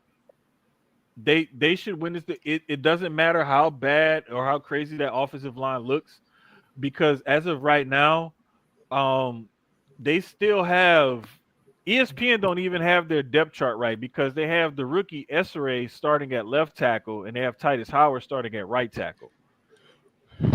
And that's the way it looks like it's going to pan out for them. And I'm hoping and praying that offensive line holds up, because like getting to like meet and talk to CJ Stroud in person, especially meeting his mom and his family and everything last year at a couple of games when I was at the stadium and everything, like I'm gonna be real with y'all. His mom is really the sweetest, and she's really that fine in person. And she is fine, bro. She really is. And like it threw me off because like his whole family came to the presser and everything. And they was kind of behind. I saw some people with jerseys on or whatever. So when I'm one of the last people walking in, I kind of held the door for him or whatever. And I was like, whose family is this? And I realized it was his after we walked out of there. And they were nice, very cordial, very polite. And his mom was fine. One of my media mentors that I was with was talking to his mom because they have the same first name, Kim. And so Kim Davis was talking to Miss Stroud, and they were conversating. I was waiting for Kim Davis because we was walking out together. And Miss Stroud, she was like, "Hello, how you doing? Nice to meet you. My name is Kim." Da, da, da. I was like, "Oh, okay, nice to meet you. I'm Jermaine. You know, I'm just waiting here with Kim." Da, da, da. She was like really cool, really nice. But like ultimately, like I really hope they do right, because that kid, like he's all the shit that you see in the press conferences and the news clippings and all of that, he really is like that in person. Like when the cameras are off and there's nobody around and all of that, he really is like that in person. So it's not some fake shit that he just does. That's really him. And that's how his teammates look up to him. His teammates respect him and everything. That's how he's revered in that locker room. Like I've seen their interactions and shit like that. Like it's real. It's not just some fake put on shit. And like most people think, oh, he's just doing that for the cameras. No, he's like that when there are no cameras, no microphones or nothing. That's really him. That's how he is. And this team plays really hard for D'Amico Ryans, and that defense is crafted to blow people out of the water. Yep. And I just don't see a better quarterback or a better defense in the AFC South than what the Texans have.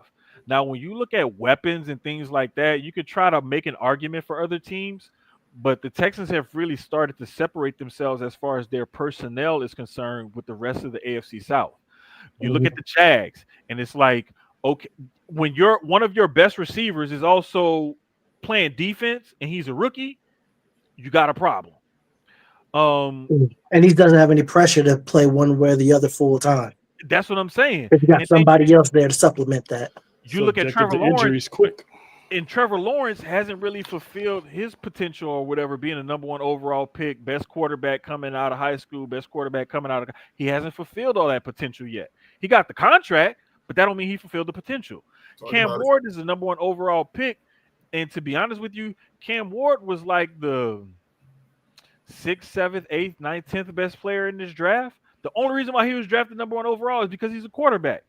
If he played any other position, he wouldn't have been number 1 overall. And that Tennessee team still has a lot of fucking work to do.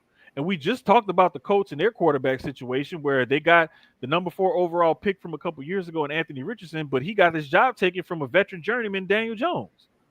So it's like, who really has a leg up on this in this division out, to say they can challenge the Texans for it? Nobody really does. Yeah. I've been paying attention super close. But Cam Ward, in the sample size that I saw of him last week between the Falcons and Titans joint practice and in the preseason game, preseason so far, he looks to be like the real deal. Like he looks ready to roll today. And I see some touch and I see some poise in the pocket that is beyond his years already. Oh, definitely. I think talent wise, even if like just talent wise, like even Anthony Richardson with all his issues and whatnot, this is probably the most talent rich division in all of football. Ooh. Explain to me the reason for them trading Laramie Tunsil, though. I get why Washington would do it because they need to protect Jaden Daniels. Mm-hmm. But do you not think CJ Stroud needs to be protected also? I'm gonna be honest. All of that goes back to if we want to really like look at the timeline of Laramie Tunsil in Houston, it really goes back to the Bill O'Brien era when they traded for him from the Dolphins. They made that dumbass trade and gave up way too fucking much for him and Kenny Stills. And they did not sign him to an extension prior to making the trade, which they were bent over a barrel because they had already given up all these draft picks and everything for him. So they needed to re-sign him and they needed to pay him. And he knew that he had the upper hand against the organization. So he bent them over a barrel and gave it to him raw, no Vaseline. Like, what else you supposed to do if you're a player and you negotiate your own contract and the team that just gave up a first and 2 seconds for you and some backup ass wide receiver, and they know they need to protect their quarterback or whatever? I would do the same thing. So then what happened was when it was time for him to negotiate his next extension, they were still in the same position. Now you got Stroud there. Now it's like, okay, now you got your franchise quarterback. Now I know you need to pay me what I'm worth. And he got him again. And it's like, to be honest with you, Laramie never really had the work ethic, and he never really was a leader in that offensive line room. And the only reason, like, the if you want to say leader in the room, he led them in how to dress, how to look outside coming into the game, leaving the game. He led them in that. He barely wanted to practice, barely wanted to do training camp and everything else. Like, you can't have your supposed best player and leader of this offensive line, but you also lead the league in fucking false starts penalties because you're trying to get a leg up on the pass rush. Like, he was good for at least one or two penalties a game. I mean, like, I'm going to just be real. Like, you can be as talented as you want to be and have all the potential, all pros, Pro Bowls, whatever the fuck it is. But, my nigga, like, you also lead the league in penalties because you keep jumping offside because you're trying to get a jump up on the pass rush. You also don't like to practice. So the younger players are seeing you, well, he ain't got to practice. Well, why the fuck do I have to practice? Right. He ain't trying hard. Why I got to try hard? Facts. Like, you have to be a leader not only in your play, in your contract and everything else, but you have to be a leader everywhere else, off the field, practice, meeting rooms, and all of that. He did not do that. And he was not ever forced to do that from the moment he got there. So he always felt like, hey, fuck it, I can just do what the fuck I want to do. And at some point, they got tired of that shit. And it was like, all right, get your ass on to Washington then. You want to play for a contender? Cool. We're going to trade you to a contender. They just made the NFC title game last year. Go run it back with them because we don't want your ass here no more. We want people who are going to be committed to the program and who are going to be committed to what we're trying to do here. That's and crazy. If you're not going to do that, get the fuck out. That's crazy. He kept him bent over, then they traded him. you all right? What? That's what he said. He said they had him bent over the barrel. He did. I mean, come on, let's keep it a buck. Like you traded the first 2 seconds and then I think some other shit for him and Kenny Stills, and you did not sign him to a contract extension before you traded for him. So he knew you needed to re-sign him or else they gave away all of that shit for nothing. Then when it was time for him to negotiate his next contract, he was like, all right, cool. Y'all got y'all franchise quarterback now. You really want to protect him? Pay me my money. Run me my coins. And he got him again. I ain't saying that, bro. Like, look, the proof is in the fucking pudding. Like, the nigga had him bent over. And finally, they was like, man, you know what? Enough of this shit. I'm tired of getting bullied. I'm tired of getting beat up. I'm going to beat your ass now. Like, they got tired of being bullied by this nigga, so they bullied him back. He got tired of getting his back beat in. Hey, yo! Bro, Come on, man. Like, without saying, like, we don't all know somebody that went to jail. We all know somebody that spent some time in the pen. Like, I'm just saying. Like, What are you doing? man, well, like if somebody, like, you know, if a nigga spend time in the pen and he come home normal, okay, cool. But if a nigga spend time in the pen and he come home a little weird, like, hey, what's really going on? We had to trade somebody. It's over. The math don't be mathing. The math don't be mathing. I'm just saying, like, I'm gonna keep it all the way real with y'all. Like, bro, like that shit happens, like in real life. Like, that shit really does happen. All right, let's get to the final segment of the show. This is a segment that's often imitated, is never duplicated. Some people say stuff in the sports world, we gotta call them out for it, and this is the place we do it. Ladies and gentlemen, it's time for calling out names. So, program note, I did talk to Tanisha. Mom duties came up, so that's why she didn't make it. So she'll be back. Shout out to the main event mamas. But yeah, I'm gonna start off this calling out names. The Cincinnati Bengals. So the Cincinnati Bengals are Cincinnati Bengals again. This time is with Cincinnati dangling. They dangling or dangling? Bengals. They dangling dog. All right. Y'all all right? They dangling their defense over a toilet because they about to throw it all away because they about The to do defense something with in the toilet. Trash ass. It's about to be bent over the barrel too. Come on, man. So here we go. I'm just saying. Like, I may tell a joke, but I ain't gonna never tell a lie. So here's his email. The Bengals organization is excited about our Legends community and kindly invite you, guests, to join us to celebrate Dave Limpam and LeVar Parrish to join the Ring of Honor weekend in October, culminating at our game Sunday, October 26th, when the Bengals take on the Jets. More details are below, and we kindly ask you to RSVP no later than August 22nd, which is today. You and the guests will receive 2 complimentary tickets with an opportunity to purchase one if you wish. If you are traveling in for the weekend or from out of town, we have secured a block of rooms at the Renaissance Hotel at a preferred discounted rate. Rooms are limited, so please book directly for the early and the best rate. We look forward to hosting you in the jungle for an unforgettable weekend. Don't hesitate to reach out to me or any other guy on the staff without questions. Thank you, and who day. Hey, first of all, why the hell y'all making people RSVP 2 months before this shit happen?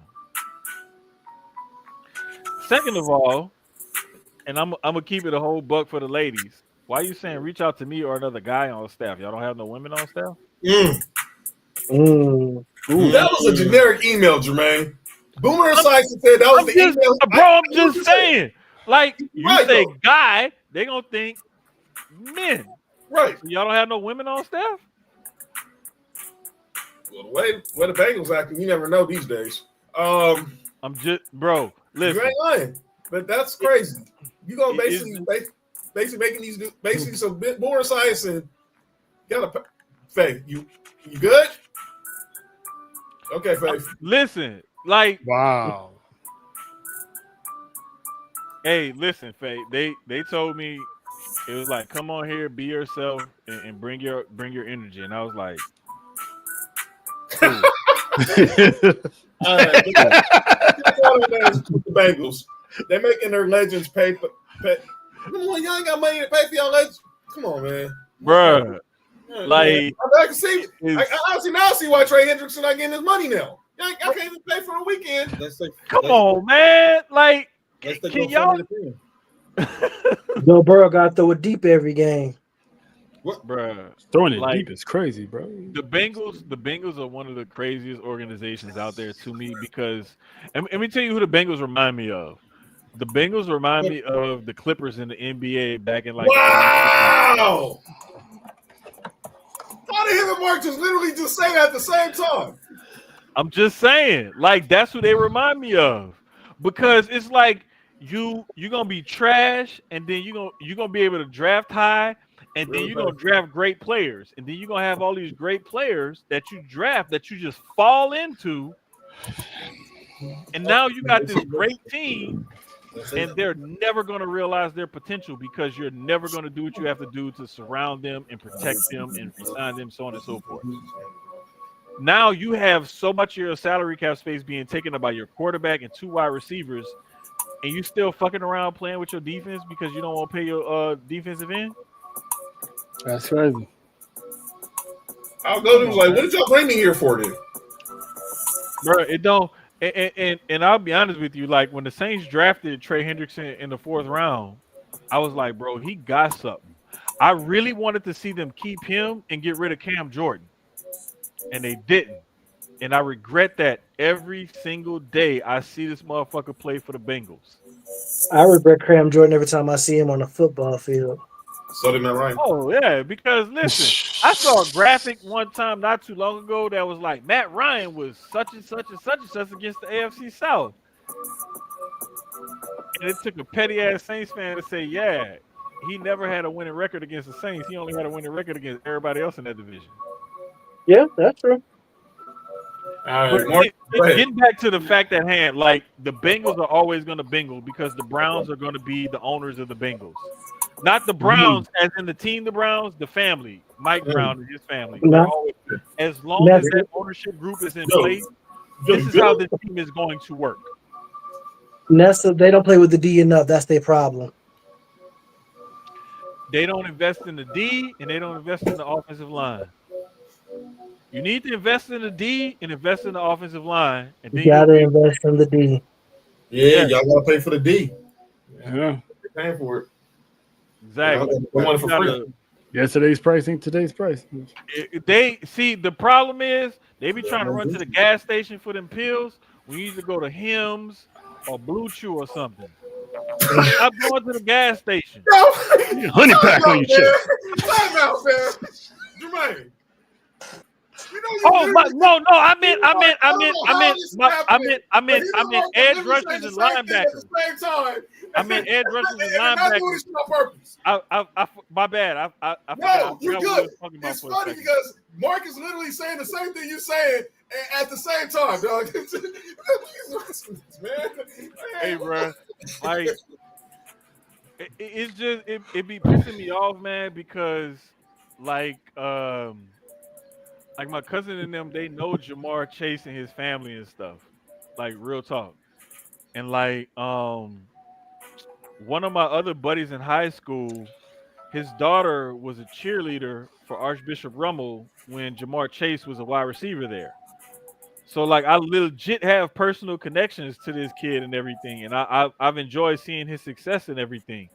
And like one of my other cousins, they live out the way where Justin Jefferson and his family is from. So to see these kids do good and to have personal connections with them, I remember when my grandmother was going to church with Cooper and his wife and Arch and him and his little brothers and them badasses used to be acting up at church. Like I remember all that shit. So seeing these kids grow up and do something positive and everything, that's cool. But it's like they pay way too much fucking money for him and T. Higgins and Joe Burrow to not pay Trey Hendrickson what he's worth. Figure it the fuck out everywhere else. But I said this past week on Susio Sports. The most important positions in football are quarterback, wide receiver, a left or right tackle, and edge rusher. And if you look at the highest paid people in the league, whether it's per year, guaranteed money to a contract or whatever, it's quarterback, edge rushers, wide receivers, corners, edge rushers, and left or right tackles. Go look that shit up. I'm not lying to y'all. Like I said, I may tell a joke, but I'll never tell a lie. They need to fucking figure out how to pay Trey Hendrickson and how to get Joe Burrow a better offensive line so he's not running for his fucking life, just chunking it up there. Well, Tia Jamar out there somewhere. Let me just throw this bitch out there. No, find this man a fucking offensive line. Do what the fuck you got to do. Like, figure it out. And also think that they let Jesse Bates walk for free. Because you got to think about it. It's a numbers game. Like, do I pay this safety, at that time, $12 to $14 million a year? Or do I invest this shit in this quarterback, one of these receivers, or somebody else? And they drafted that trash ass safety. What's his name? Daxon Hill? Ooh. They converted him to corner. Yeah. Again. And they had Eli Apple also. The Bengals are Bengals. Fuck him. Hey, Eli Apple could eat a herpes dick. Hey, Mark feel the same way about Levi. Mark feels the Never same go full way about Eli. Levi Wallace. Never go full Eli Apple. I know what you mean by that. Levi Wallace too. Sean Payton want to put Levi Wallace on Jerry Jeudy in his comeback game against the Broncos. Jerry Jeudy's like, okay, go route, 200 yards. Bruh. And the fact that he missed on the first one and they went right back to it. Because this nigga is trash and he always has been trash. It is so garbage. Bro, Who been trash? Who went, Levi? Eli Apple. Eli Apple. No, Levi Wallace too. He trash too. Levi Wallace worse than Eli Apple. You got to be pretty fucking bad. You got to be awful to be worse than Eli. Have you seen Levi? Have y'all seen Levi Wallace play? Yeah. Yeah. Up there. I'm gonna say I'm biased. I'm always going to say for Eli Apple. But here's the thing though, like when you're a first round pick and you come from Ohio State and you got that pedigree and that hype behind you, it puts you a little bit higher than Levi Wallace. Levi Wallace didn't have all of that hype and everything coming into the league, so it wasn't like he was expected to be this great player. He just turned out to be trash. There's got to be a talent for him to Drafted off their defense from Alabama. Sorry ass nigga. It's got to be a talent. Except for his sorry ass. He somehow ended up starting the Bills. It's a talent. It's a talent in and of itself that despite how trash he is, he's been able to hold on to this point. He's still be able to get jobs. But you know why? Somebody, JB. You know why? You know why trash people are able to keep their jobs is because they can do certain things a little bit better than some other people. They can either read the playbook and learn the playbook, or they may be able to flip their hips and turn and run with somebody a little bit better. You may not be able to stick with them because if they pull a double move on you, then your ass is lost. But I mean, like they have certain physical traits or certain things like that that will keep them with a job. And guys like that, I'm gonna be honest with you, they end up making really good coaches because they know the game. They just can't physically do the shit like they were supposed to. So it's a reason why you look at people like D'Amico had a decent career. He was the second round pick coming out of Alabama. He played pretty good for the Texans. He played pretty good for the Eagles. He wasn't like this Hall of Fame player or anything like that. He was solid. D'Amico's a great coach. Look at Aaron Glenn. Aaron Glenn was a really good player in the league. He's not a Hall of Famer like that, but he's a really good coach. And you look at a lot of these offensive guys that have offensive minds and stuff like that. The head coach for the Dolphins right now, Mike McDaniels. Mike McDaniels started off as an intern. He's basically the Eric Spoelstra of the NFL. Facts. Sean Payton was a fucking backup to a backup in the strike year and shit. One of the best offensive minds in football. Like a lot of the times, the best players don't always make the best coaches, but it's like guys who are marginal, they'll make good coaches. What's wild is Mike McDaniels was on the Atlanta staff that was on the Super Bowl. He was there. And Sean McVay was somebody I played against in high school. Bro, if you look back, one of the brainy guy, super brainy guy, was when Shanahan had the older Shanahan had the job in Washington. Go back and look at that Washington Redskins staff and look at how many of those guys are head coaches right now. That's another sneaky coach. Shanahan, LaFleur, Mike McDaniel. Coaching tree right there, man. That whole staff is crazy. Mark, you got anybody for calling no names? Yeah, Brandon Bean. Oh boy. Which one? The real one. The real one. Oh. We got high school level safeties starting in the NFL. We gotta do something about that. Man, you know what? Fuck this. I'm gonna call out Hamlin. I'm calling out Jerry Jones and Micah Parsons because both of y'all talk about it. Stupid. Hold on, I gotta cut the beat for this because if we really gonna get into it, like Jerry, you're a fucking drama queen and you just want all the attention on you and your fucking franchise. Facts. Why would you negotiate with your player without his agent being present? Micah, you stupid for doing that, for being that dumb to negotiate with the owner without your agent being present. And Jerry, you a fucking drama queen who doing all this because you want the attention on your documentary, your team, your franchise, and everything else, knowing damn well you're gonna pay that boy whatever it is that he feel like he want. And Micah, why are you so headstrong in wanting to do all of this shit? But at the same time, like y'all said earlier in the show when I was listening, you got your moms taking pictures and shit with him before the game and stuff like that. Like, if it's really business and it's really like detrimental to you wanting to continue to play for them, why do all of that? Why have all this extra drama and stuff? Keep that shit behind closed doors. Keep that shit to a minimum. To be honest with you, both of y'all fucking stupid, because you should know better than to negotiate without your agent. And Jerry, you should know better than to think that you're going to come to an agreement with a player without his agent giving his consent. Like, come on, man. You've been watch Survivor's Remorse way too fucking long. You're doing this shit way too fucking long. You look like the crypt keeper because it looked like you about to drop dead any fucking moment. So why don't you do your franchise a fucking favor and shut the fuck up, get out of your own way, and just pay the man what he fucking worth? Like, retired. Bro, Micah Parsons has, I want to say, 52.5 sacks since he got drafted. If you combine the next three Cowboys players on that same list since he got drafted, he has more than double all of their sacks. And one of them is DeMarcus Lawrence because D-Law fell the fuck off. Nick, relax. Like, I'm just saying, like, pay the man what he's worth. Micah, shut the fuck up and get the shit done. Jerry, get the fuck out the media and stop talking so fucking much. All right. Trail, who you got for calling out names?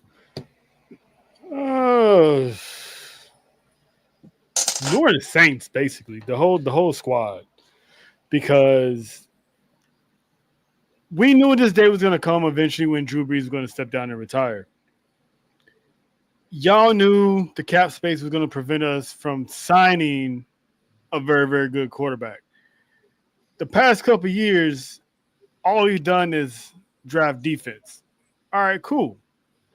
Offensive line is the ones that always keep getting hurt. We ain't got a good quarterback, and we still don't have a good quarterback. Why is Spencer Rattler still on the team in the first place? I'm just hoping for Tyler Shaw to actually take over and actually be QB1, because I seen Spencer Rattler all last year. I seen him in preseason. Dude is garbage.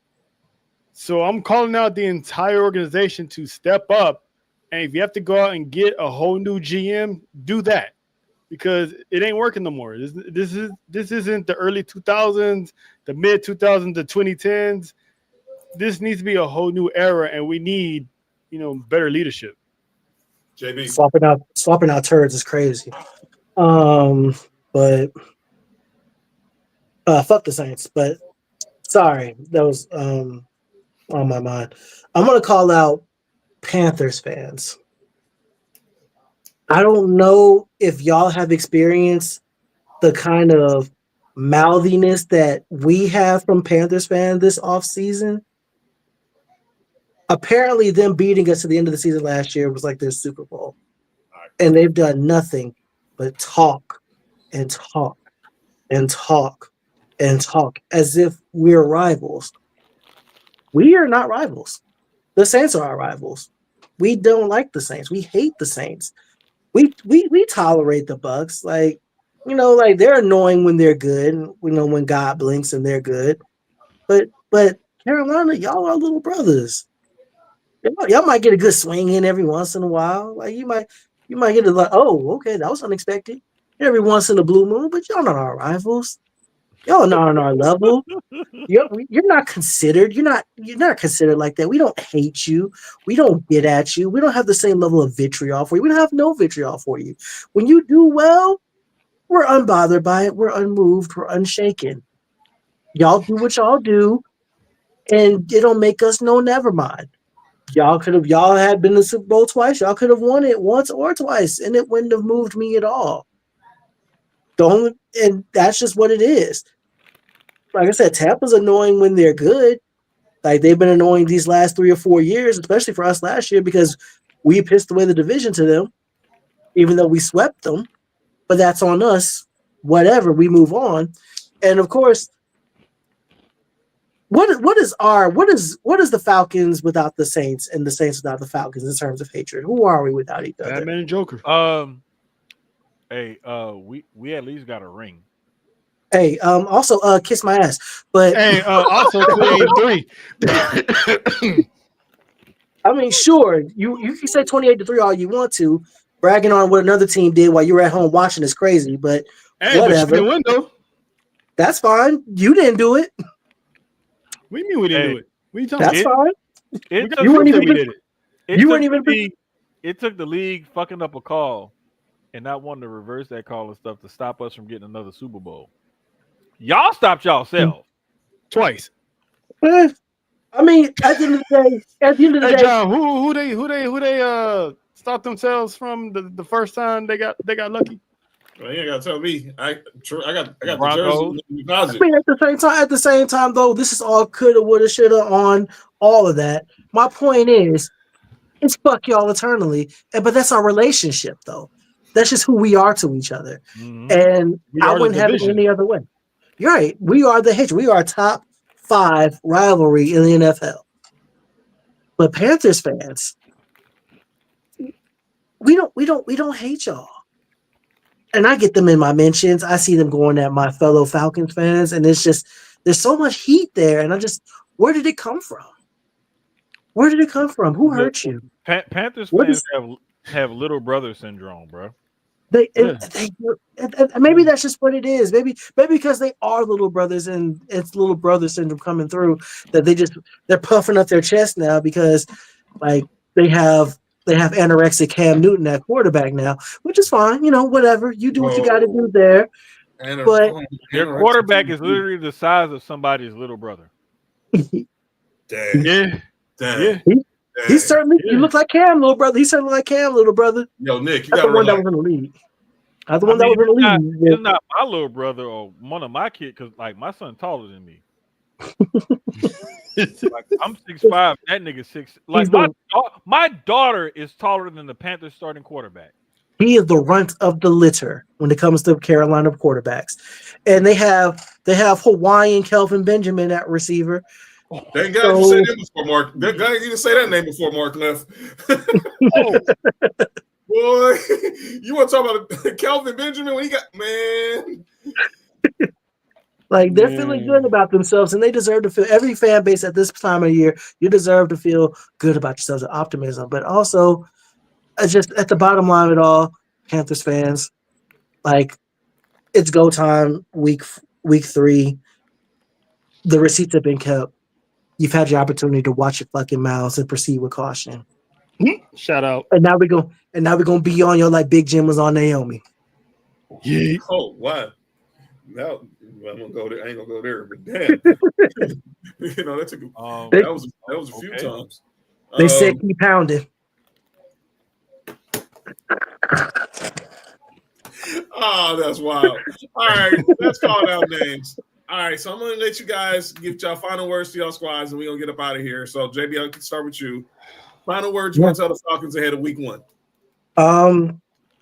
Temper optimism. Just play our game. Just pray that offensive line, that Caleb McGarry and Storm Norton come back healthy and able to show up the offensive line, and let's just do what we're supposed to do. If we play to our potential, we'll be fine. It's playoffs or bust. I don't care how we get there. Playoffs or bust. OTC. What's the word to Who Dat Nation? Listen, we already know how this season's going to turn out, but give us some effort. Keep Chris Olave healthy, please. Right, use multiple running backs besides Alvin Kamara. You have 4 of them. Learn how to use them. You got Miller. You got Clyde Edwards-Helaire. I mean, he's not the premier back, but you can still use him as a service of third and have Kamara run the slot because he can do slant routes and stuff too. Shout. You saw Spencer Rattler do work. You can be better. Take the job, go with it, and at least give us 7 wins max. If we get more than that, cool. But whatever you do not slip on a banana peel against some stupid ass, nasty ass, dirty bird Falcons. If you're gonna do anything in life, sweep them niggas. We can go 3-10, whatever the record is. But in this division, we got to set the tone. Hey, that's wishful thinking. I would love because it's done before. Go ahead. I would love to see the Saints go like 4-13 and their only 4 wins be 2 against the Falcons, 1 against the Bucks, and 1 against the Panthers, I'd be happy. That's But realistic. I'll take It can happen, it has. I'll take the Texans. The 4 wins, not the sweet part. Texans, your defense is built to last. It's Fort Tough, whatever acronyms or hyperbole, whatever catchphrases, sayings you want to use, cool. That's what that defense is. That offense is lit. That offense has a chance to put up some numbers and really do some things because you got a franchise quarterback, you got a solid running back, you got a couple of backups, you got some weapons at receiver. Dalton Schultz, I need you to learn how to fucking block and be more concerned with besides catching passes. But that offensive line, I'm talking directly to you fellow big men. I need y'all to have some fucking pride in yourselves and some pride in your fucking unit. Keep Stroud's jersey clean, okay? Number 7 should not have a dirty jersey all fucking season. I don't care if they play on artificial turf or not. I don't even want to see no rubber pellets in his jersey, okay? If they play on artificial turf, and I don't want to see no grass stains if they play on grass. John, don't do it. Keep his jersey clean. Open up holes for the running backs. I need y'all to open up all 4 holes for the running backs, okay? That defense gonna do what it do. But that offensive line, I need y'all to open up all 4 holes. If y'all open up all 4 holes all season, that offense is going to go off. I said I'm not mature enough for this conversation. And that is it for the 2-a-days for the South. I want to thank our guests, JB, Trail, Jermaine, for joining us. So let's let everybody know where they can follow you. JB, I'll start with you. Tell them where they follow you and what you got going on, brother. All right, you can find me at JB versus the World. Spell it like you see on the screen. Spell it out. Put it together. Say it one word like a Tribe Called Quest. And you can find me there on YouTube, Instagram, Facebook. My central hub is jbversustheworld.com. 30 minutes before we went live, I posted a video from MomoCon with my Fight Club where they got an exclusive sit-down interview with DMC of Run DMC. So go ahead and check that out. That's live right now. Coming soon before Sunday. My interview with Luke Gallows will be live. So it's up, it's ready to go right there. Also coming soon, the Elite Four podcast, which is me and 4 of the nerds. And we're going to be debating, competing for nerd supremacy, who's going to be the champion of the Elite Four. So that's coming soon. So check us out. And that's coming to Culture Clash as well. Yes, bro. CCN. Oh, well, everybody know you can find me every Wednesday, Sports4U Wrestling, alongside my guy John. You can catch me on Mondays with Nessa, JoJo, and John for Tribal Warzone.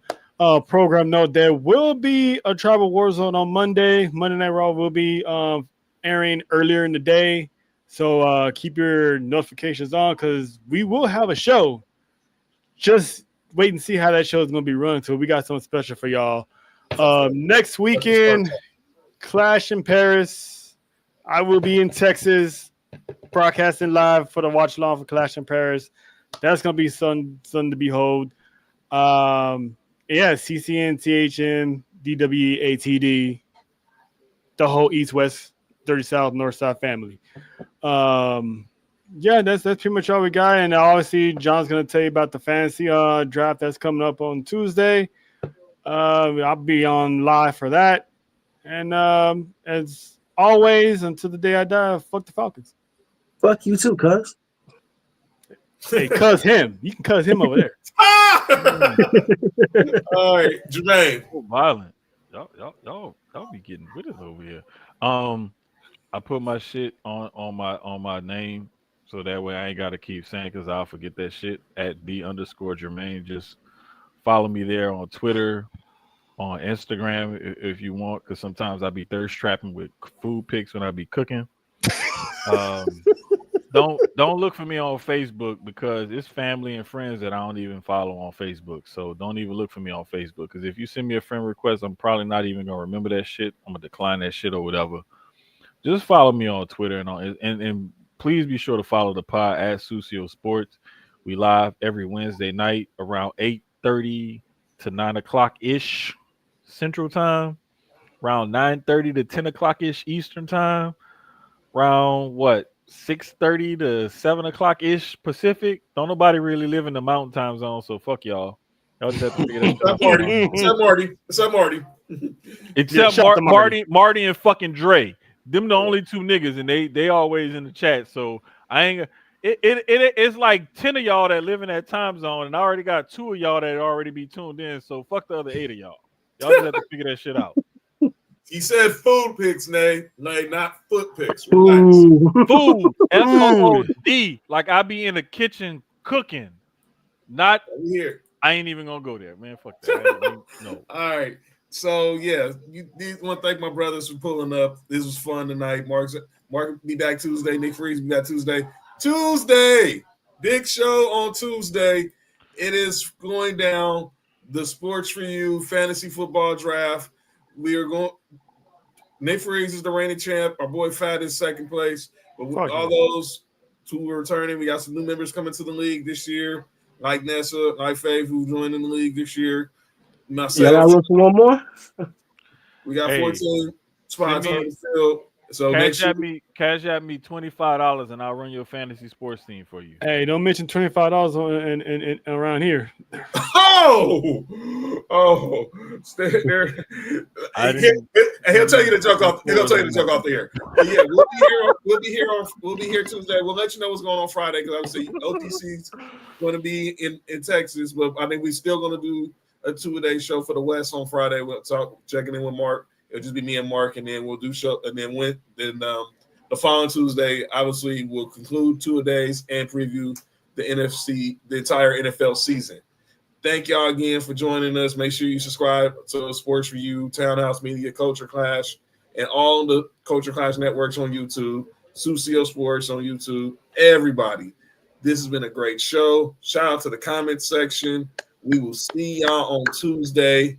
This has been the AFC NFC South conclusion of Sports4U. Tanisha, we miss you. We'll see you soon. I'm John. That's JB versus the world. That's Trello. That's Jermaine of the Susio Boys. And we are gone. Chaos Productions. Take us out of here. Fucking Saints. Fuck them Falcons. Take us out of here, Chaos Productions.